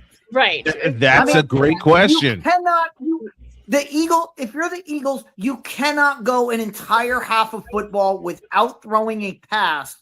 Correct. even if you're crushing the Tampa Bay Buccaneers, you still have to throw the football, because when you need it, you need to know that Jalen Hurts can get it done. Absolutely. Yeah, not and just that. Brought up to me last week. It's like, is Jalen it? It's always the question, right? Kind of like, is Dak Prescott it? No. Yep. But the better question for me is the Eagles defense going to hold up this year? Yeah. I mean, I do think. Well, as long as they don't spit in anybody's face, I think they'll be fine. Oh my God, that feels like it was like 2 years ago. It was last season, wasn't it? Oh my God. What the hell, Dietz? What the hell? I mean, if Bond is back, he's centerpiece. Yeah. There. I mean, and Cooper DeGene. Dietz, doggone you. Well, let's just hope Nikki Bella isn't distracting Cooper too much. No, they're not together anymore. They split up. He has moved on to a Dallas cheerleader now, I believe. Oh boy. Yeah. And I mean, with Carter, Jordan Davis. I mean, I do think the defense is. I mean, and Vic Fangio bringing it all together. I think it'll be fine. Yeah. Taking a further look in the East, will the Redskins bounce back this year? And if not, why? I'm hoping. I mean, with Jaden Daniels, and it's all about can they keep their quarterback upright? Yeah. Yep. And if he gets hit, can he get up off the mat? I mean, that's what happened last year. Last year he got injured, and then they brought him back too early, and he got injured again, and then he was done. So if the quarterback's healthy, the Redskins will be fine. Without Jaden Daniels, they have nothing. Yeah, pretty much. And Scary Terry will be back, right? Yeah. Season, yeah, so. I mean, McLaurin will be back. I think Daniels needs to get through this LSU controversy first before anything else. He needs to shut that down and concentrate on playing football, because the season's a couple weeks away and he's still embroiled in that controversy. Yikes. He needs to either let it go or shut it down and then concentrate on what's on the field in front of him. Last but not least, and I know Deb has only a short time with us today, you got the New York Football Giants. Jackson Dart back from an injury. Cam Scatterboo back from an injury. My question is, their offensive line. And we've always, as a group, talked about a team's offensive line. Does this offensive line get better to help open the holes for Scatterboo and protect Jackson Dart? Deb, first, your thoughts on the Giants. I'm hoping so. I want to see the Giants do something, even though they're in my division. I do want to see the Giants do something this season. They were, and with Harbaugh especially, I feel like they can. So yeah, I mean, let's hoping that O-line is better this season and go from there, because they've got some great talent on that team, and it's time they show it. Dog, your thoughts real quick. Dealing with the Giants, yeah, you got to keep Cam Scatterboo 100%. You got to be able to get Jackson Dart to actually, I don't know, throw darts. I mean, wide receiving core needs to smarten up. He can, but it's just a matter of the receiving core being able to be there for him. So I mean, you didn't even mention the biggest return from injury for the Giants is Malik Neighbors. Neighbors, yeah, that's Malik the biggest thing. Keep him healthy, and you guys might actually stand a chance in the East. There's two things about the Giants. There's two things about the Giants. First thing, everybody stay out of the tent. When Jackson Dart goes in the tent, everybody else stay out. That's the first thing. Coach. The second thing is, dear Giants, the Super Bowl is not Thursday night against Philadelphia, okay? You can't beat the Philadelphia Eagles on Thursday night and then lose collapse the rest of your game and then lose collapse the entire rest of your games. So you got to play the full season. Yeah. They have to do that. That's our look at the NFC East with the lovely Deb Whitkus. And I know she has a short time with us. She's got to take off. She's got an appointment coming up. But Deb, thank you so much, my dear. We love you. Can't wait to talk to you again. We'll see you soon. Thanks, Deb. Bring your boxing gloves to practice.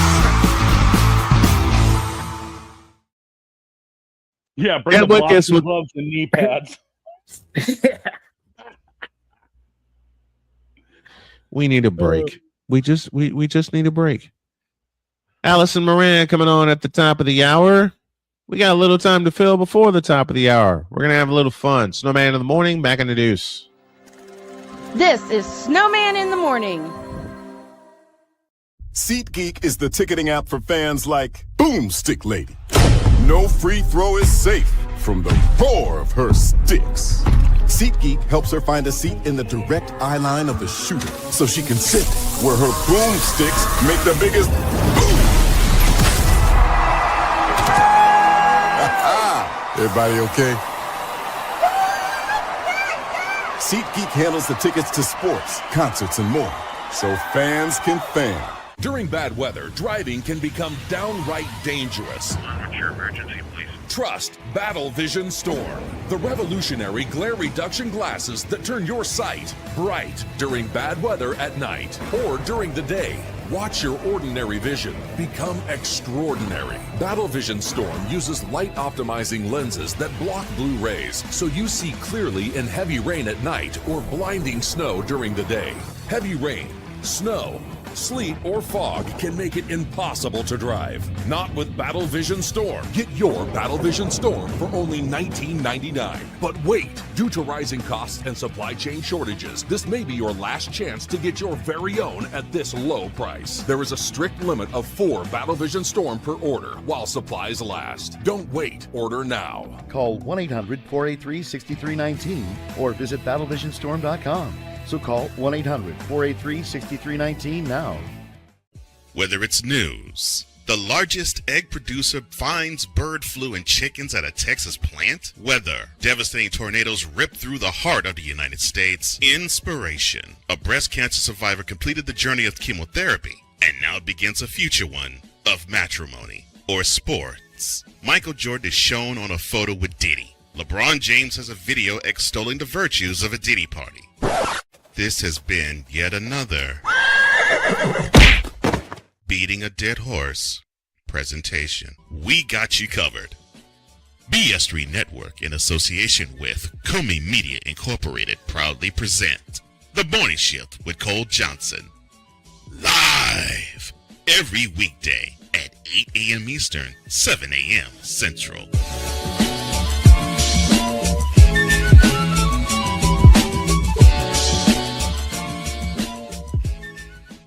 Here's an important message from the Diabetes Solution Center. Do you like pricking your fingers to test your blood sugar levels? No one does, but it's important to maintain your health. And now, by wearing a small remote device called a continuous glucose monitor, or CGM, you don't need to prick your fingers anymore. It's easy to use and helps you make more accurate diabetes treatment decisions. If you are testing your blood sugar 3 or more times daily, injecting insulin, or using an insulin pump, call the Diabetes Solution Center right now. And if you have Medicare or most major insurance coverage, you may be able to get a new CGM at little to no out-of-pocket cost. Shipping is free, and we'll even bill your insurance company for you. If you are testing your blood sugar 3 or more times daily, injecting insulin, or using an insulin pump, call the Diabetes Solution Center right now to learn how to end the painful finger sticks and get your own continuous glucose monitor, or CGM, at little to no out-of-pocket cost.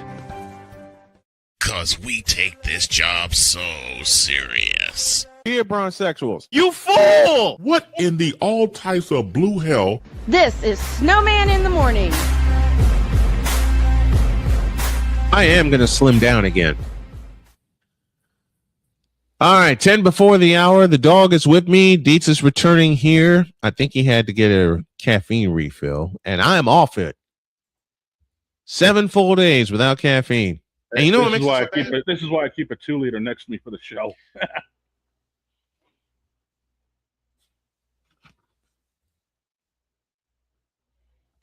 I'm with you. There you go. This is my wife's. I bought this for her earlier in the week, and I'm probably going to wind up buying her another one because she's got to work overnight twice at the end of the month.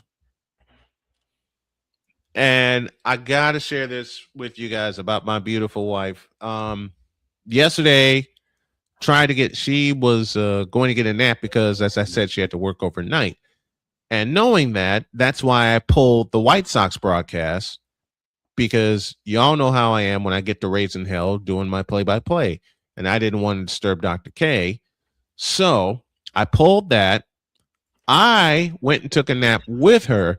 And Jillian says, while on my third cup of coffee. While we're talking, Kat, Jillian, we get it. We get it. Okay? Because when I got to tell y'all, when I first started Snowman in the Morning, and Dietz knows this, I lived at Starbucks. Mm-hmm. Whether it be in Chicago or in Michigan City or even in Dayton, Ohio. I lived at Starbucks. I lived there. And I would come into the house after spending the full day at Starbucks, especially when I was living with my mom at the time, when I was living with my mom.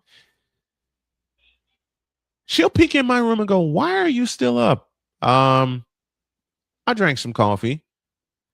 You don't drink coffee. I do if they put chocolate in it. That'll do it. Damn thing is, I already crushed 2 monsters this morning. I'm about a half a 2-liter in, and I'm still not even close to awake. I know. This is me barely caffeinated. Anyone else would probably be off the wall. Me? Yep. And that's been you as long as I've known you. Yeah, pretty much. Jillian, I have a question for you. What do you usually put in your coffee? Because I do some crazy stuff with mine, as you guys know. Matter of fact, I'm going to stay on the decaffeinated, but I may invoke a game called What Flavor Am I Using? Because they put the pumpkin spice flavor out yesterday. There you go. Oh boy.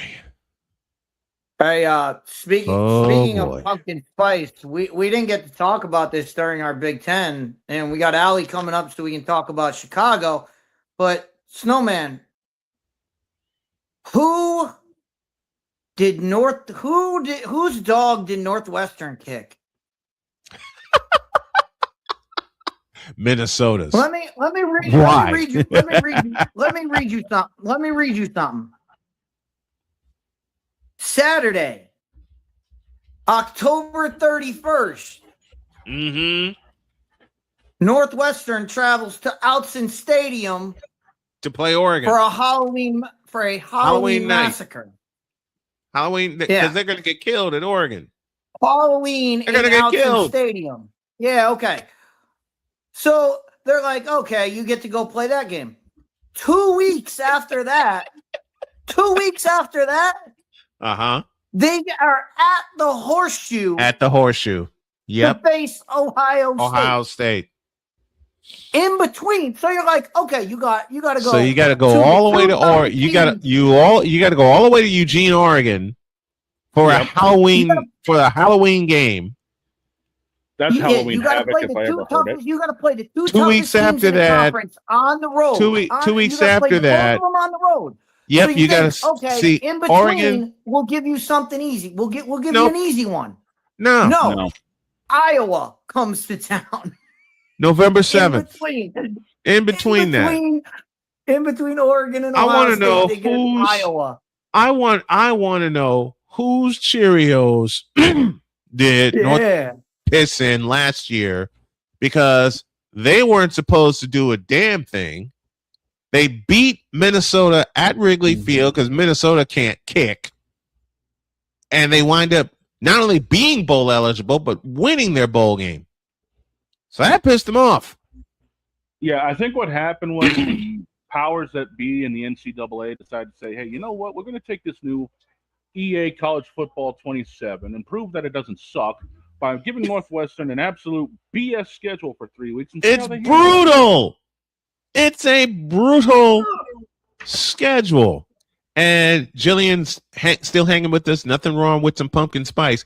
You know what while we're talking about, you know what I usually do? I usually when I was drinking caffeinated coffee, I usually suicided with like 2 or 3 different sweet flavors. I did it 2 days ago with pumpkin spice and chocolate caramel. Needless to say, I didn't sleep. But looking at this Northwestern schedule, they host South Dakota State. They get the next week off. It's like the NCAA is saying to them, we're going to prepare you for a bunch of ass kickings. So we're going to give you week 2 off.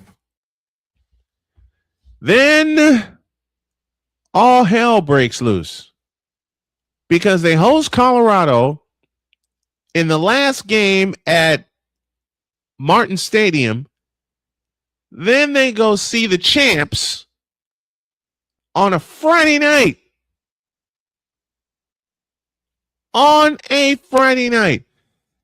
then they cut the ribbon at New Ryan Field with another night game, another Friday night game with Penn State. What? With the newly revamped Matt Campbell. Penn Yes. State. And then homecoming against Ball State. I bet you that's going to be an afternoon game. I'm willing to bet you that's going to be an afternoon game. And then they go to East Lansing, I beg your pardon, to play Michigan State. They host Rutgers. And then all hell really breaks loose. Halloween night at Oregon. And by the way, Halloween night in Oregon, how many Chip Kellys are we going to see in the crowd? Speaking of Chip Kelly, the new offensive coordinator at Northwestern. At Northwestern. And then you gotta go back to Oregon. And then on November 7th, Dietz and I are going to fight because Iowa visits Northwestern.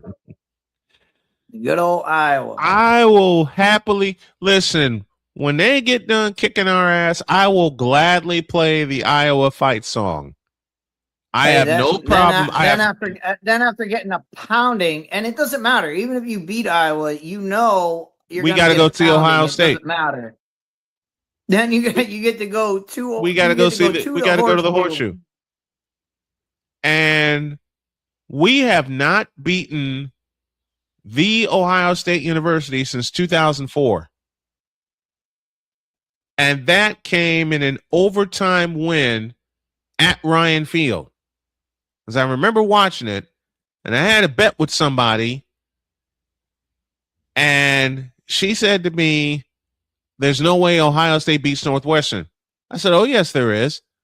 And she says, if Ohio State beats Northwestern, I'll buy you dinner. You're on. So as Northwestern was at the 1 yard line, I, of course, called her and gave her the play-by-play call. She didn't like me after that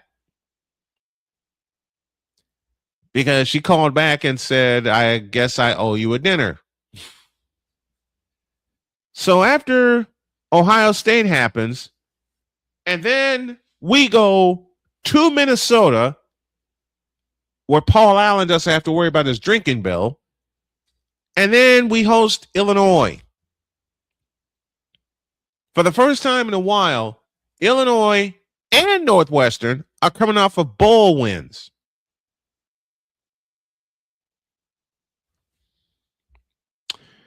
Yikes. Just yikes. See, and Deeds is going to make fun of me come November 7th. I already know this.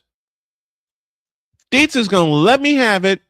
Every time I try to call a play and call it professionally, he's going to have a dig for me. Of course, he's going to mean it in fun because we all have fun here. But I already know what's going to happen.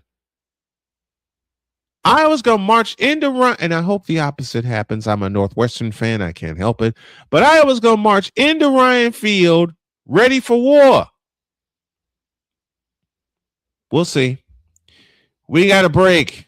Allison Moran and the Token Female Takeover for hour number 3 in a deuce. This is Snowman in the Morning.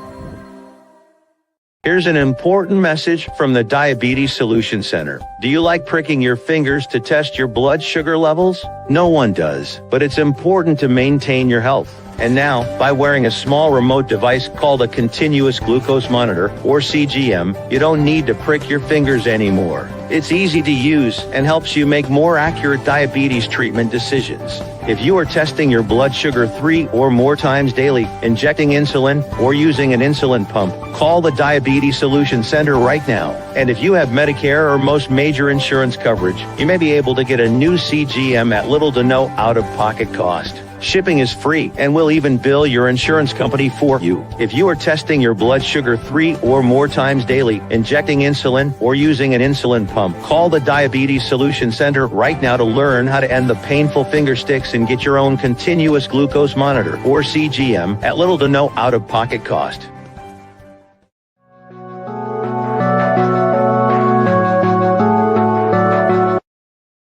I want to do a TED Talk, but I don't have anything to talk about yet. I'm getting there. Life is for the living. We're not here that long. You can learn anything you want to learn without any money spent. What do I really enjoy? What do I really want out of life? I am your host, WIZE. Are you in a life holding pattern? Well, this is for you. Welcome to the Stuck in My Mind podcast. Live every Monday, Tuesday, and Wednesday at 4 p.m. Central.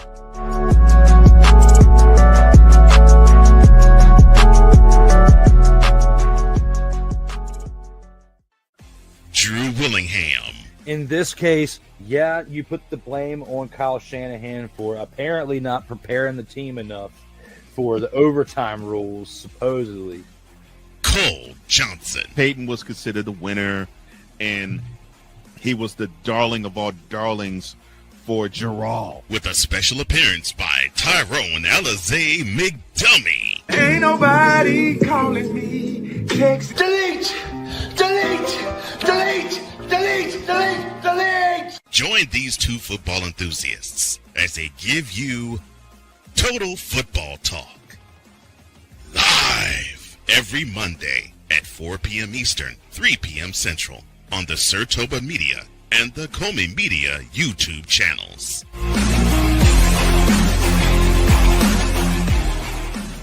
Join the transporter to Hades. Your butt and gut becomes one. Join the reformer of hooker whores. This is my daughter, Placenta Booty Johnson. Join the bronze car. Whenever you are in distress, take off your baseball cap and throw it in the air. Join your very own superhero of broadcasting, Chris Bass. So whatever color crayon they get, they palm it and do 2 circles, and that translates to, I can be the black people. As she takes you through the week's paces in Baseline. Live every Saturday at 8 a.m. Eastern, 7 a.m. Central, Pacific Time Zone people, just stay asleep when this is on live and just catch the recording. Oh, I'm sorry. Exclusively on the Chris Bass YouTube channel.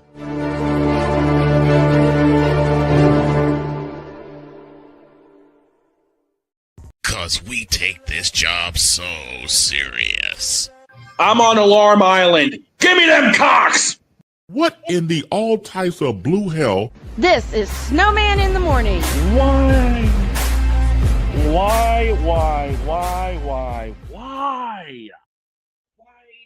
Seriously.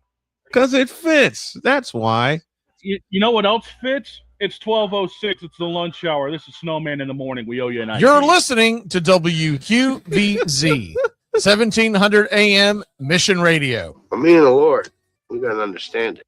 You're listening to WHDR-DB, your radio home and voice of the Carolinas. Broadcasting live in your region, across our nation, and around the world, this is Snowman Multimedia. To all you Brock Purdy and San Francisco 49er haters. Well, that game sucked. I am cute. The is that? You tripping. Who told this lie? Shut up. Jarrell Jones has no brains. His football acumen is the same capacity as Gun Run's moral capacity. We're waiting for Allison Moran to drop by. Fever lost a tough one last night, so they now have officially won 5 out of 6. Yeah, and it's proven Dietz's theory to be true that whenever it's a television game for the Indiana Fever, shenanigans happen. And there were some big ones last night. Shenanigans happen. They nearly happened in Atlanta. Yeah. I mean, let's be real. And yes, congratulations, Angel Reese, on her record. But there were some nasty shenanigans going on. Yeah, there were. Here's Allison Moran to help us break it down.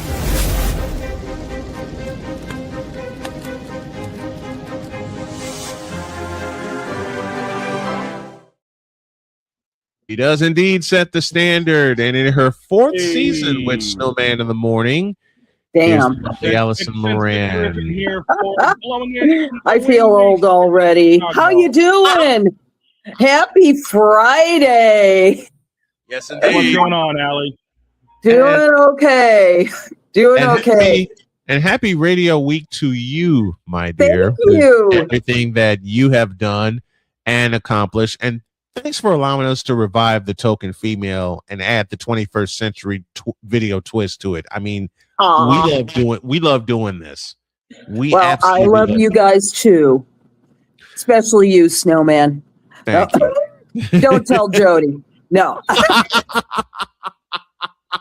I'm kidding. Like a brother. Oh, she knows. Yeah. She knows. Okay. Why? Let me begin with this question.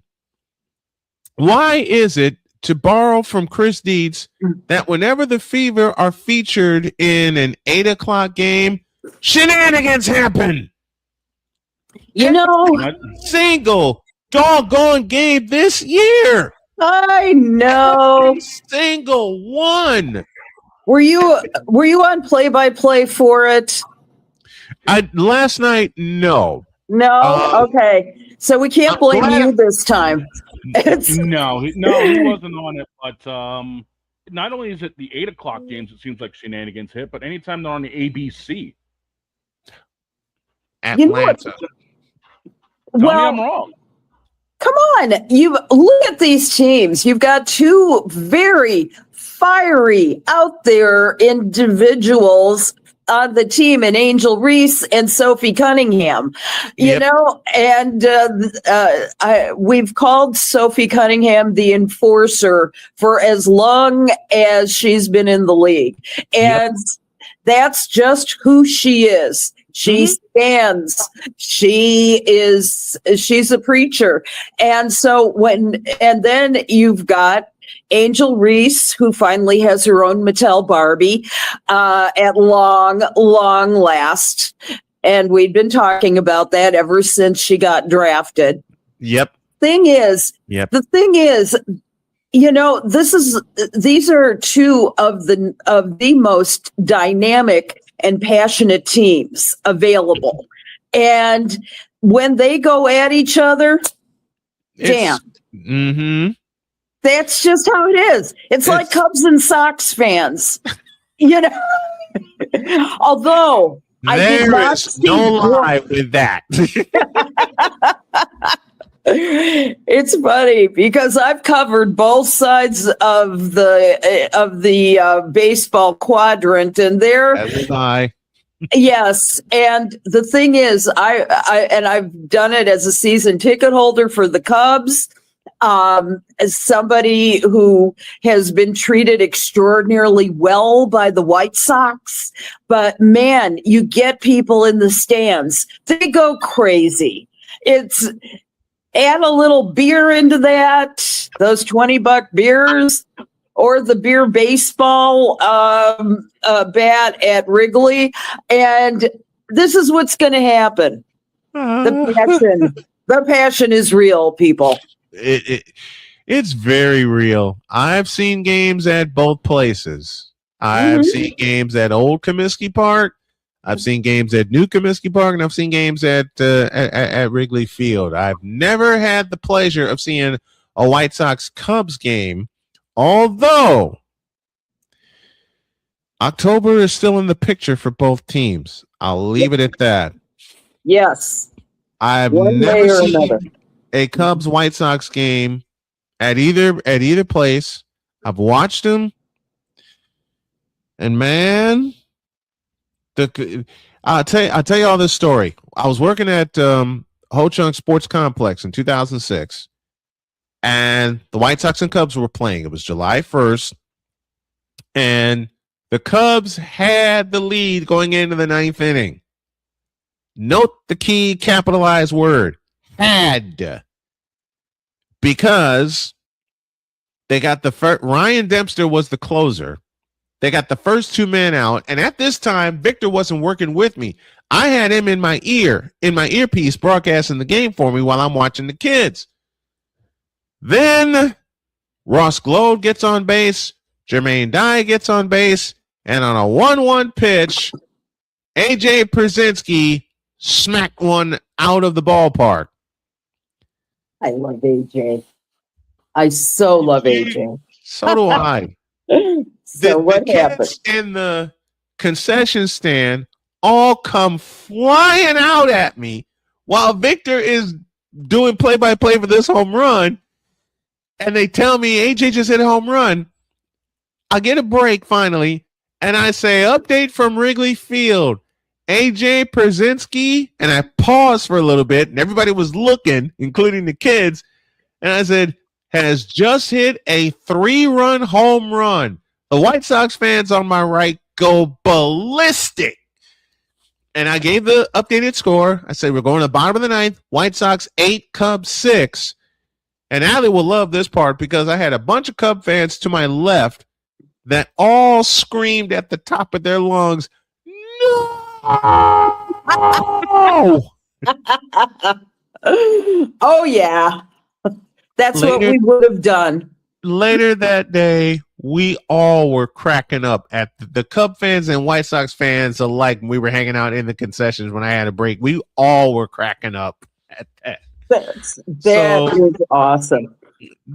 The divide is very real, but if you put a bunch of Cubs and White Sox fans together and there's beer involved, there will be some comedy.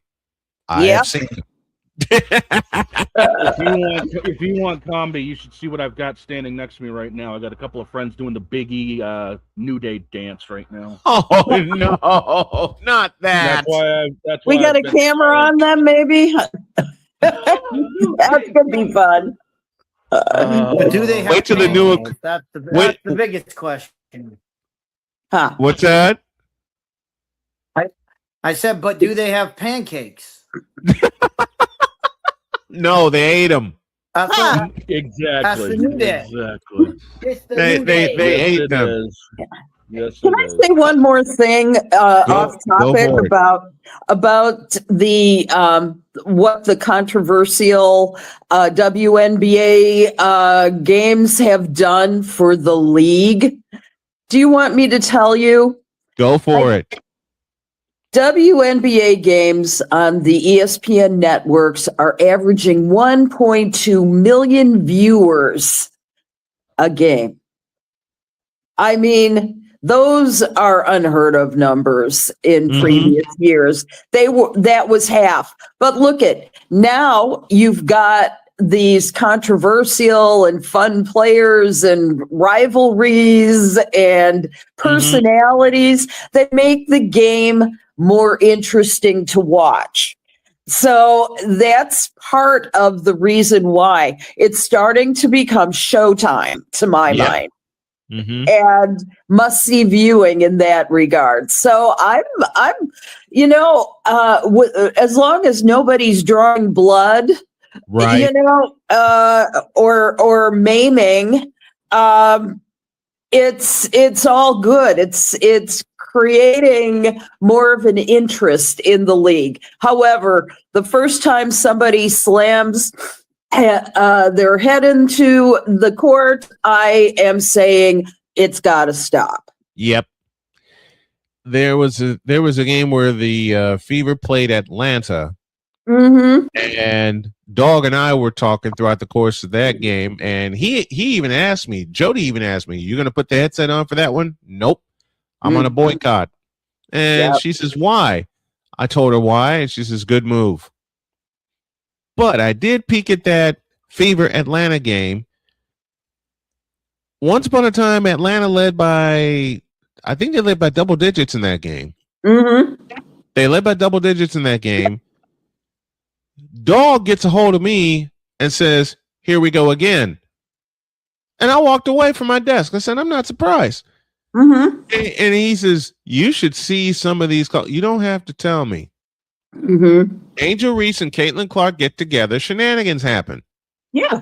Right? It always happened when the Fever played the Sky, especially the two in Chicago where Caitlin Clark did not play. Yeah. There were still shenanigans.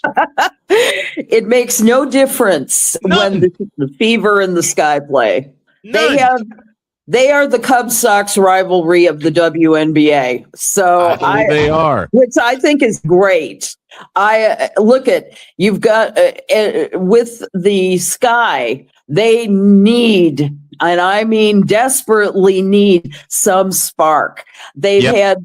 They have 2 games of wins, but they were against the Phoenix Mercury and the Seattle Storm. And if you can't beat them, you got nothing, baby. It's true though. It is very, very true. We went to overtime the first time we played Chicago in what was a terrific game. Seattle stretched us to the limit. And then Caitlin Clark buried a 3 to basically win the game. They won by 3, 110-107. So the biggest fears that we have talked about are happening in Kathy Engelbert's eyes. The Fever won 5 out of 6. They're sitting in 3rd in the standings. They're floating between 3rd and 4th. They're in front of Las Vegas. And then there's the thought The what if thought from last year is what if they hadn't called that ghost foul on Aaliyah Boston in Game 5? Yeah. Is in Vegas, and that occurred at the end of regulation. Mm-hmm. And my stance is they don't call that foul. Indiana sneaks out of there and wins the series the same way they did against Atlanta. It certainly is possible. You know, you can debate the what ifs. Watch out right now. You got to watch out right now. The league's biggest nightmare is about to happen. If you get Minnesota, Indiana.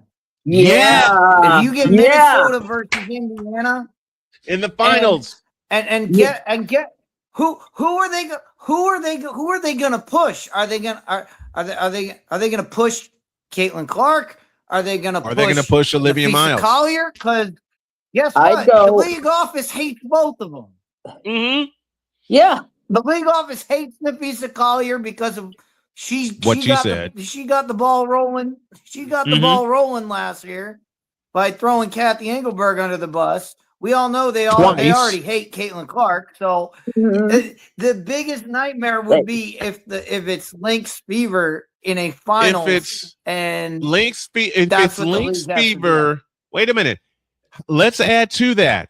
If it's Lynx Fever in the finals and it goes the distance. I say ratings are through the roof. Oh yeah, I say that. If they meet in any playoff series, their ratings are going to be through the roof. If they play for the World Championship, oh my heavens, the numbers are going to be stupid. Yes. Because, like Deet said, first of all, who are they going to push? Who are they going to And I'll add a word to Deet's question. Who are they going to reluctantly push? Who are they going to reluctantly push? Yeah, because if you remember last year, they're going to have no one to promote. They're going to have no one to promote the game. Because How are they going to do? Both star players. Yep. They hate them. And it could come down to that because Indiana's fighting their stride. They are one of the highest scoring teams in the league. They have the most 100-point games this season. They've done a hell of a lot better playing as a team. You know, with all. Deet said it earlier in the week. All the controversy now is floated towards Sophie Cunningham, so Caitlin Clark can just play ball, and they have gotten their act together. They've won 5 out of 6. You got Minnesota, who's just blowing people away, sitting at the top of the league right now, and not many people expected it. No, let me change that. Very few people expected it because of the injury to Nafisa Collier. Then Olivia Miles shows up. And we can have a collision course between Minnesota and Indiana, 2 teams the league does not want to see in the finals, let alone a playoff series. You know, and speaking of Minnesota and Olivia Miles, how's Dallas? How's Dallas feeling right now? I bet they're glad they've got the 3-point champion on their team. Oh wait, she's done. Oh wait, she's injured out for the year. Yeah, how sad. And what's more, because AZ Fudd and Paige Beckers are a couple as well, they're going to have. Paige is possibly going to be fairly distracted taking care of her, of her significant other. So, you know, but you know what Paige will say is, on the court, I'm just on the court. I will play for AZ. I will make sure that the game gets its due, but at the same time, when your partner's sick, as my boyfriend was last week, that's a concentration. Yep. We spent the entire weekend in the hospital. I just called it an interesting place to have a date. But listen. But the big problem is, I mean, the one you could have had is out there scoring 25 points a game. Yep. And carrying one the you- Minnesota Lynx right Yeah. now. Yep. I You could have mean, had that. You Yeah. could have had that on your team. Yeah. I mean, some Now- hospitals have decent cafeteria food. So I mean, You know, They do. Yeah. I cannot tell you how many date nights Jody and I have had in as many trips as I've paid to the hospital in the last 5 years. As long as we do it together, right? Exactly. Exactly. When I came out of surgery, I saw my wife and I saw my in-laws, and my brain said, "Okay, we can go to sleep." Went to sleep. Woke up the next day. One of the first questions out of my wife's mouth: "Are you hungry?" Yes. Yep. I had to go a full 24 hours without eating, and my body was mad at me. I'll bet. But in all seriousness, we had to ease back into that because I just had 5 organs taken out of me. But Jody joked around, "Are you hungry?" Yes. Mm-hmm. What would you like to eat? Yes. The running joke here on the program. Asking people our size if we're hungry. What the hell? Oh, Jody knows my appetite. Yeah. Jody knows my appetite. And you know what's even more fun is some of the stuff that she cooks up and we cook up during football season. Because she'll ask me, "What do you want?" And I do this to her all the time, and I make her laugh every time. "What do you want for a snack?" Yes. That's right. That's like, I mean, you want to talk about food like that? I just randomly threw something together a couple of days ago. I'm chilling here with some friends. How about some Mexican and teriyaki flavored sloppy joes? You know what? Stop it. Stop it. I gotta tell you, completely wiped out in the night. I gotta tell you, the staff at Endeavor Elmhurst was fantastic. Greg was on a liquid diet, literally IVs for 4 days, and Whoa. yeah, and when Crohn's attacks are no joke. They're very difficult, and he hadn't had one in many years, but things happen. I had a friend of mine that I got really close to who had Crohn's pass away a while back. So dear God. I'm so sorry. Yeah, it's not an easy disease to manage, especially when food is, the staff of life, and you just can't. You can't believe how much management there is in what you do for it. But learned a lot with his, with what he's had to do for that. It's inspiring, and he's doing just fine now. Lost about 8 pounds in the hospital, and went down to 200 for the first time, and I don't know when. He's usually stayed between 210 and like 215, and it was unbelievable. I frightened the daylights out of my wife when we had just come home, and a few days after that, I stepped on the scale. My legs were wobbly, and it read 208. Wow! Frightened the daylights out of me. Because you're a tall guy. 6'5". Yeah, that's like waif-like for you. That's Reggie. Yeah. Everybody will get this one. That's like Reggie Miller, like for me. Because he was 6'7" and 180. Yes. My mother said, "You need to get down to 180. Mom, do you see how tall I am? I am 6 feet 5 inches tall. How the hell am I going to look at 180 pounds? That's like emaciated." And I said, "That's like that." I said, "That's like Reggie Miller." She says, "What's wrong with that? People will think I'm smoking." And I haven't smoked a day in my life. I mean, come on here, boss. You and I are about an inch difference. So, I mean, obviously we can carry the big frames.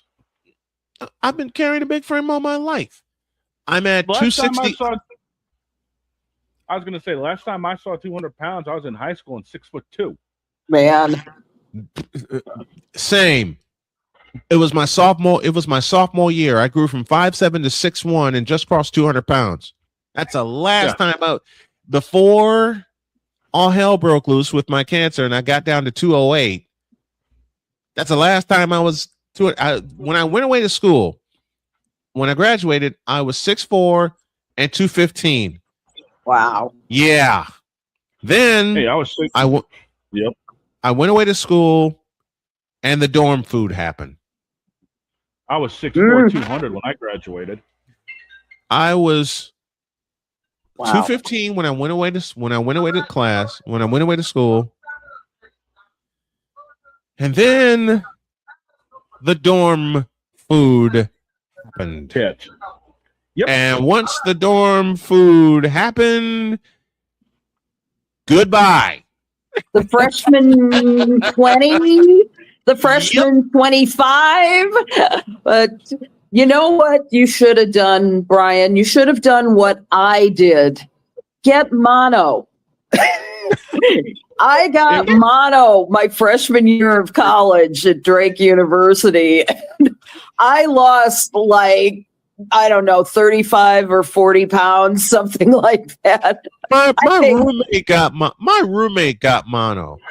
All I did was get a horrible case of the flu. Yeah. And I stayed in bed. I stayed in bed for a week. And it was the same week they had not only a basketball game going on, but it was towards spring, so they're warming up for baseball, of course. And I got a phone call saying, "Can you do public address for our baseball game?" I responded, and they heard half of my voice, and they said, "Never mind. We'll call you tomorrow." Yep. By the way, it wasn't the freshman 15; it was the freshman yes. Yes. The freshman what? I couldn't hear that. The freshman yes. Yeah. The freshman yes. Yes. Because I saw and ate nearly everything. Because as long as you have, the rule was, as long as you have an ID and it works, have at it. Here's the story. I once saw the training tables at Drake's football team and what they had to eat. And I knew the director of food services, and I said to her, those portions are just damn huge. Can I get something like that? And she's like, "Oh, Allison. Oh, Ellie. No. You have to understand, this is a regimented diet specifically designed for the football team." Like, yes. Why don't they win more games? It's right. Been there, done that. Same here. Yeah. I've seen the training tables for different sports. Mm-hmm. I've also seen Allie can confirm this. I've also seen the training tables for the media that they put out there. Mm-hmm. Yes, they are good. Mostly, they are very good. Yeah, I tell you this one. I had to drive to University of Northern Iowa for a Chicago State game at Northern Cedar Iowa. Rapids. Yep. Mm-hmm. Best friend lives there. Hi, Jeanette. I'm like, how am I going to get there? This is when you printed out maps. This is when you printed out maps. Yeah. I'm driving, and a friend of mine before I left said, "Just look for the Unidome. You'll be in the area." And doggone it if I didn't see it. I was in the area. Yep. And I got there. I got into the student center because someone to let me into the student center because the McLeod Center floor was not that far away. What do you think I did when I finally sat down? I went to sleep. I knocked out. Good. I knocked out. and Dietz will enjoy this one. I didn't hear a thing until the then voice of the University of Northern Iowa and the great Gary Reimer said, and I quote, "I'm looking for the voice of Chicago State basketball." And I sat straight up.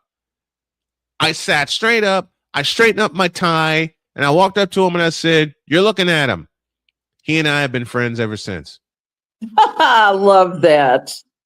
And then the food came out. And when I say the food came out, there were subs that were like that. And those are the small ones. I'm not going to mention, and Allie knows this from covering the sky with me, I'm not going to mention how much pizza they put out there. Yeah. I'm not going to mention how much caffeine they put out there. I mean, enough. They stacked the caffeine on top of each other. Mm-hmm. And then there's the sugar table. Yeah. If anybody has worked the game, you know what the sugar table is. And the sugar table lasts until the end of halftime. Because there will be people snatching everything off of the sugar table before the second half of the game.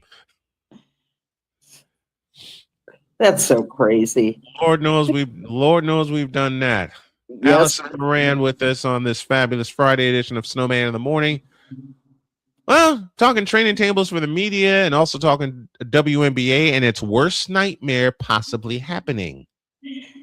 You're talking about the transgender issues at this point, which they have not addressed. Yes, nope. you have up to 4 individuals, 4 washed up male NBA players declaring for the 2027 WNBA draft. Yes. Yeah. Allie, I don't know if you saw the show last week. I did not. I'm sorry. I made my pitch to the WNBA. Hire me as your spokesperson. Oh, because I did it wrong. I did it wrong. Let me do it again. Deeds, floor is yours. All the WNBA, all you need to say is walk up to the podium. Ladies and gentlemen, thank you for being here. We just had a meeting, and I just want to let you know, Enes Kanter, you are an idiot. Go away. You and the rest of your ilk, you are not joining our league. You guys are retarded. Go away. Yep. We don't need you. Exactly. That's all the WNBA has to say is these people are dumb. They're not joining our league. End of story. End of discussion. Mm-hmm. Yep. And for some reason, they can't say those words. They cannot say the words. They're too cowardly to say those words. I just don't understand why they can't get it through their head. Just tell these people you are this not is a women's you are league. not joining our league. You're not. It boggles my mind. They've had get me back on. Had 3. They have had 3. Here we go. 3 separate meetings. Yep. About how to deal with this issue. There's no dealing with the issue. You come out and say, this is a sport. This is a women's basketball sport. That's what it's for. And all these men that want to apply, get out. Mm-hmm. That's it. Let me just... And this whole issue is put to bed. Dietz, here's the deal, though. There is no further definition of the woman except to say in the latest collective bargaining agreement that Only players who are women are eligible to play in the WNBA. Now, it doesn't say that they are transgendered into it. It doesn't say that they do not define a woman as, having any biological set of attributes. So the thing is that technically Enes Kanter, as much as I do not wish him to do this, he has, I believe that him, Royce White, name I can say Royce really, White. yeah, Royce White, both said that they identify as women. Okay, where's the evidence? Where's the evidence that they identify at all as women, except for saying so? Now, that makes a mockery of what a woman is and what a transgender woman is. Do they feel these feelings? Do they, do all feminine things? I haven't seen any evidence of that. And I would like to know if indeed they'd even thought through any of this. It's ridiculous. Now, they both denied. You want to know how much thought they put into this? About a pitcher of beer. No. That sounds about right. No. That's short. Yeah. That's short. Mm-hmm. You know how much thought they put into this? That's just not true. They have put a lot of thought into this. Do you think so? I mean, really, Dietz? I don't. They are actively making a mockery of the WNBA.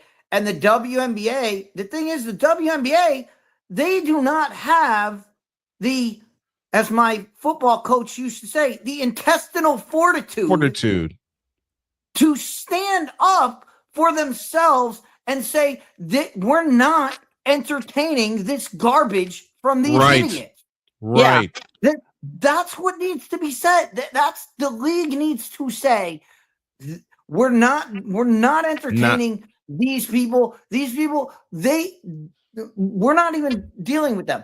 We're going to deal with the issues that we're going to present. And they need to come out and formally say, this is what our league stands for. These are the people this is how you join our league. And this is how you go through it. And if they want to say, hey, if they want to go the Olympic route of biological women or all the other sports leagues that have done this, right? They can go.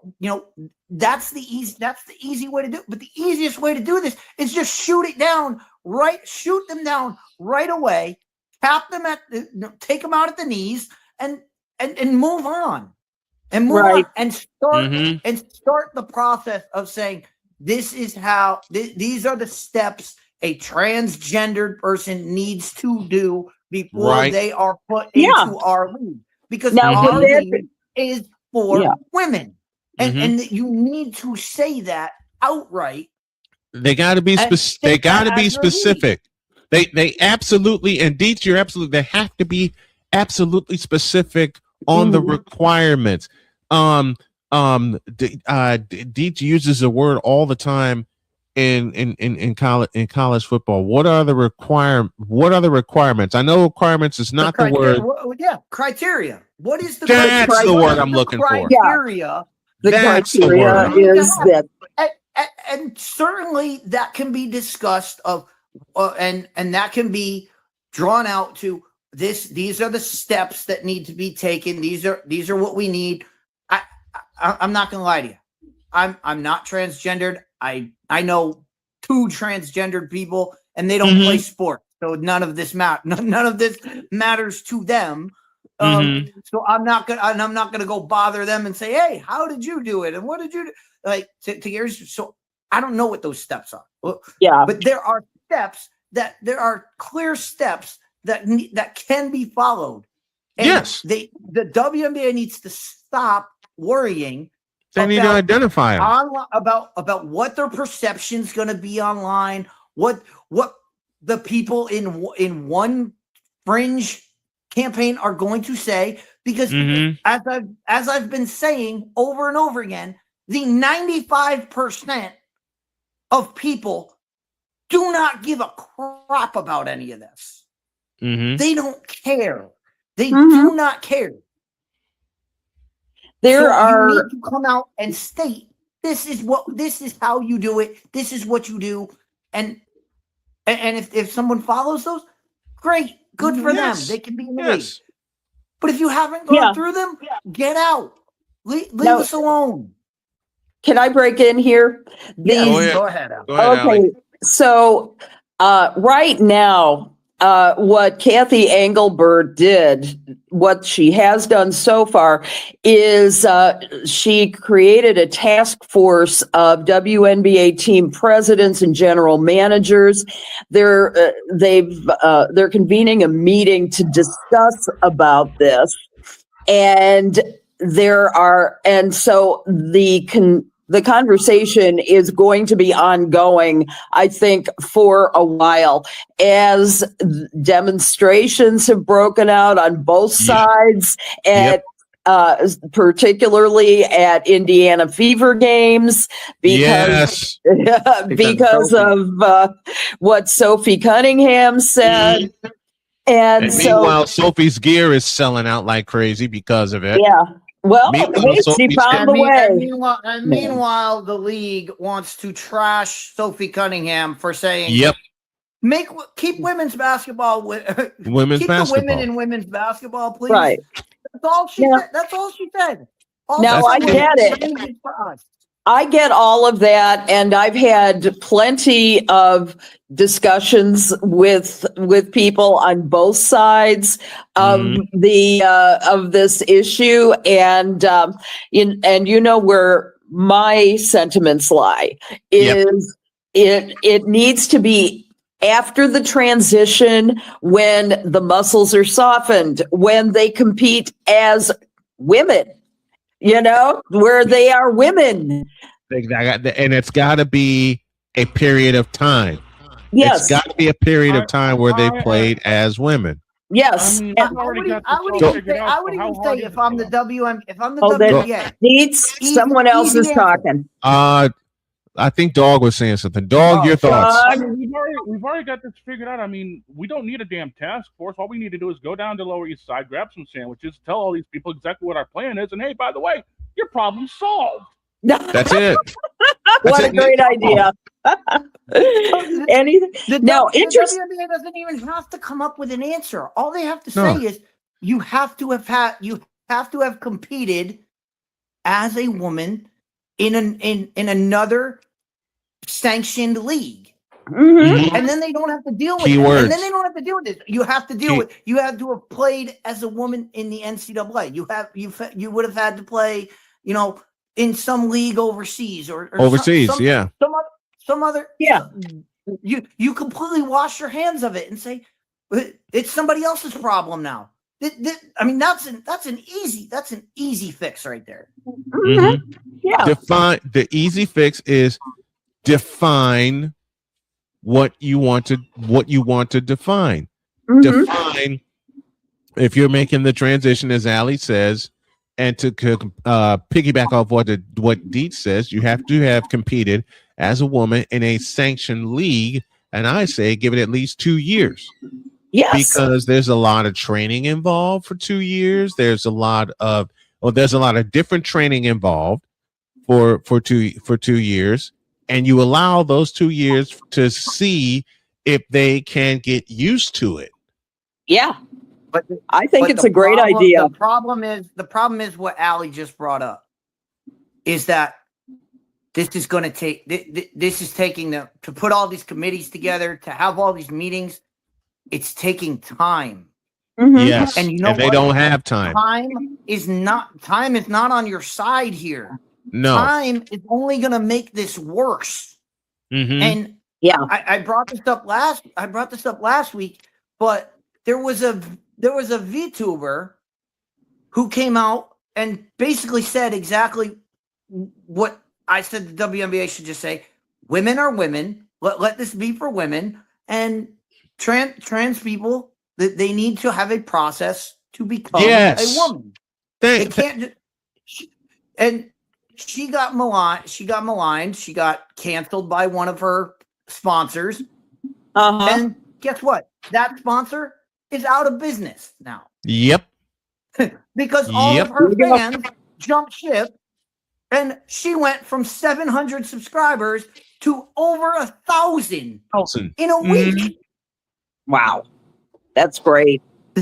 This is why I'm saying, if the WNBA keeps going along and keeps prolonging this, they're not going to see any.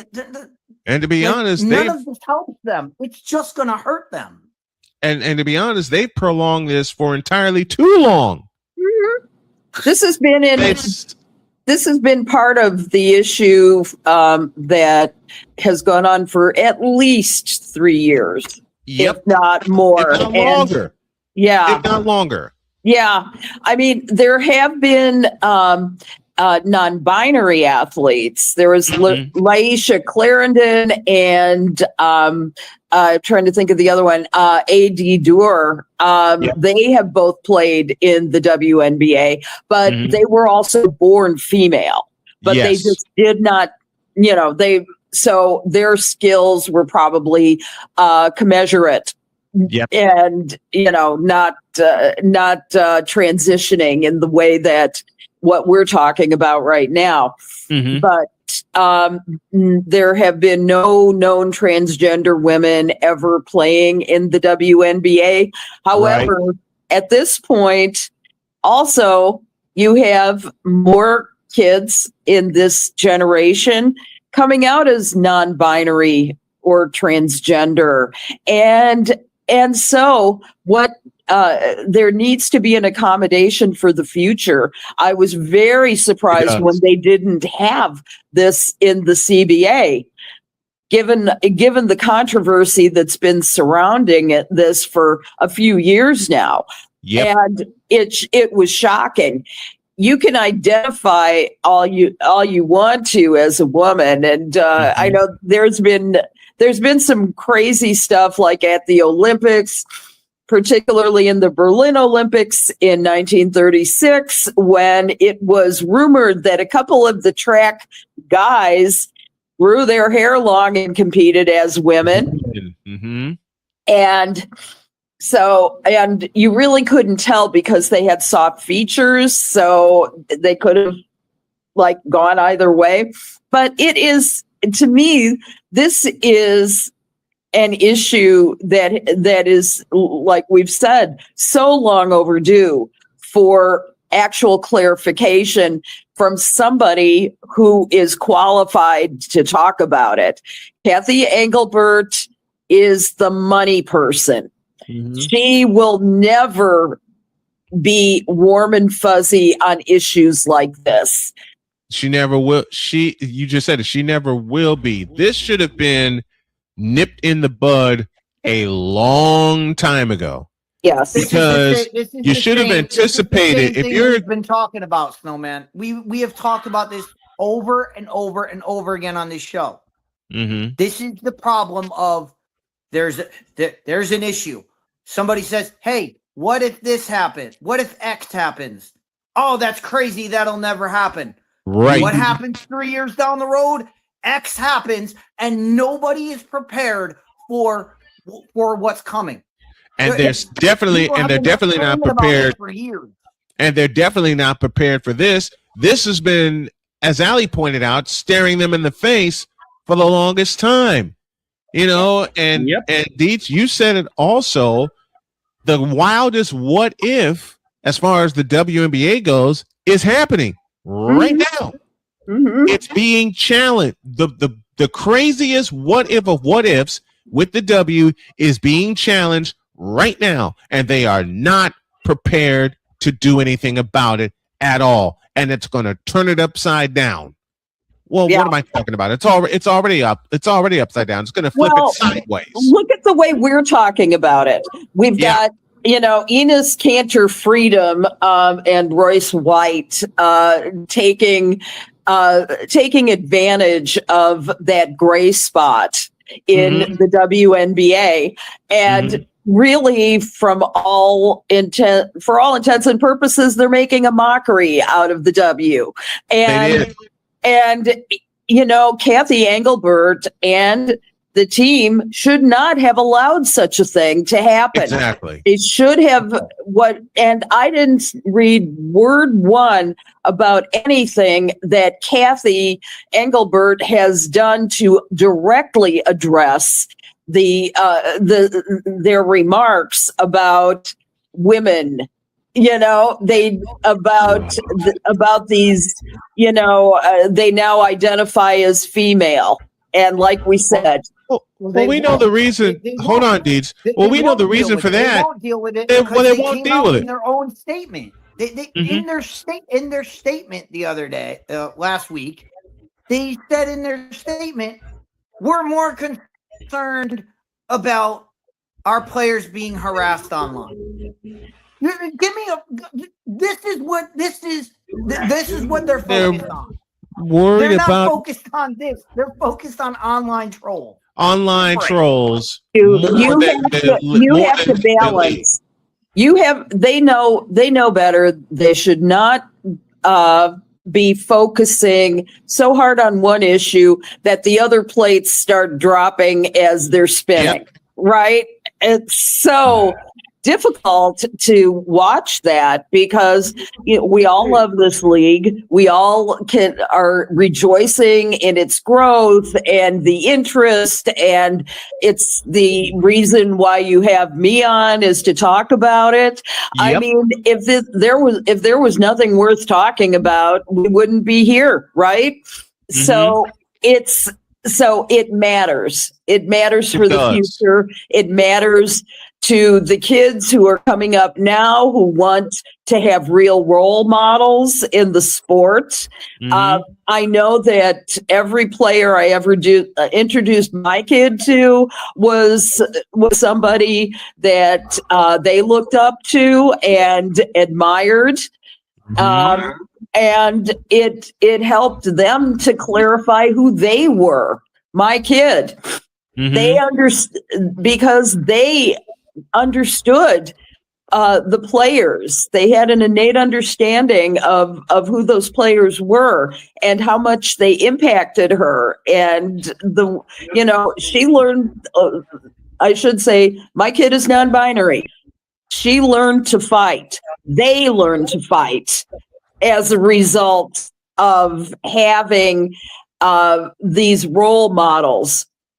And they were around when Elena Belladonna was part of the Sky, and they met Sylvia Fowles.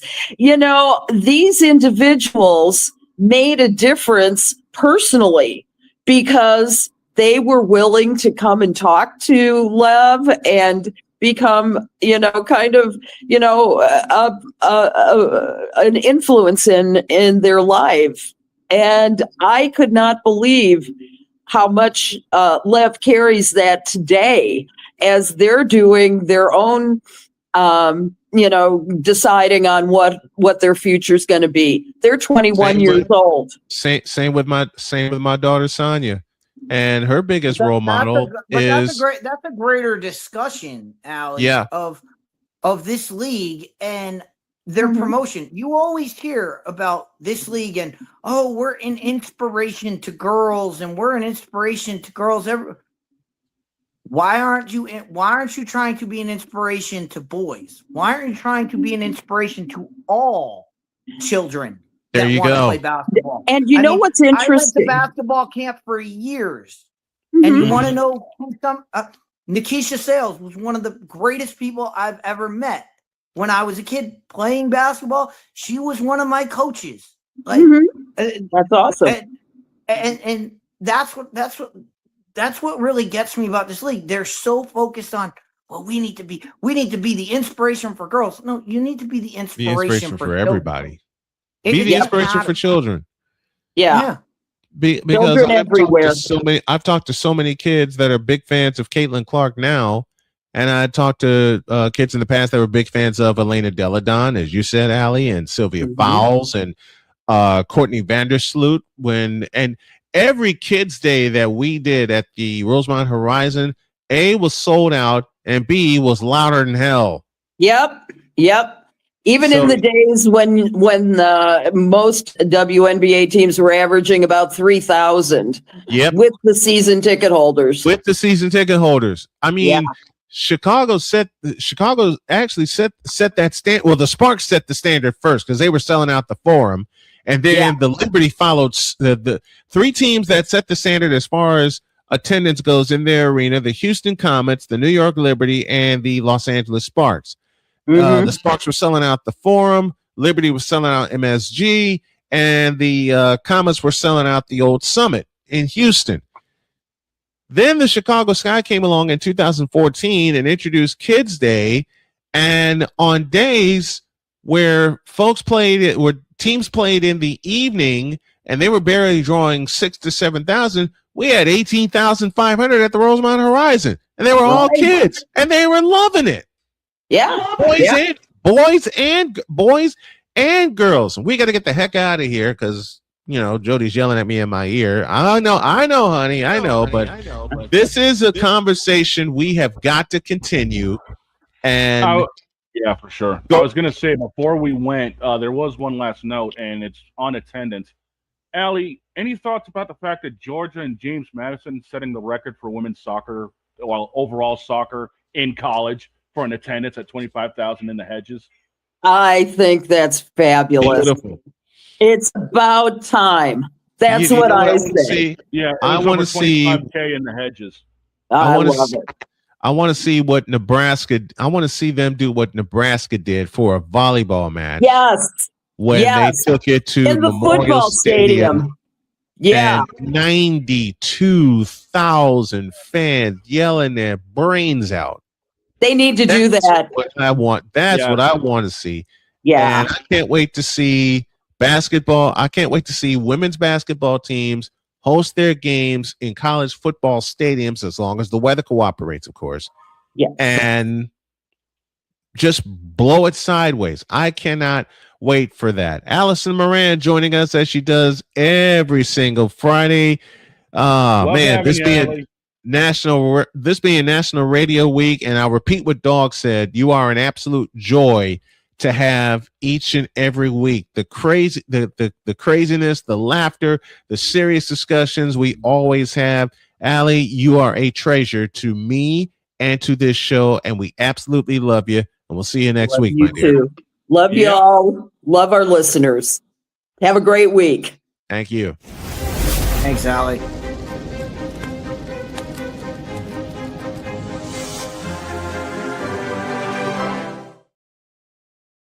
Now, before we get out of here, there is some breaking news. Stupid University is adding a new class, Business Practice 101, taught by Kathy Engelbert, Associate Professor Vince McMahon. Shut up. Shut up. Shut up. Shut up. Shut up. Shut up. Now we can get out of here. Beginning I let this cat out of the bag in the pre-show meeting. I'll let it out here. Beginning September 8th, we will join Under the Hood with J Hood's network. So yeah, nice. we're growing. And to those of you who say we don't grow, watch this. Have a great weekend. God bless. Remember to make your next move your best move. And always remember, if your dreams don't scare you, they are simply not big enough. Dream big, do bigger. Take a look at us. You can do it too. So long, everybody. Yep.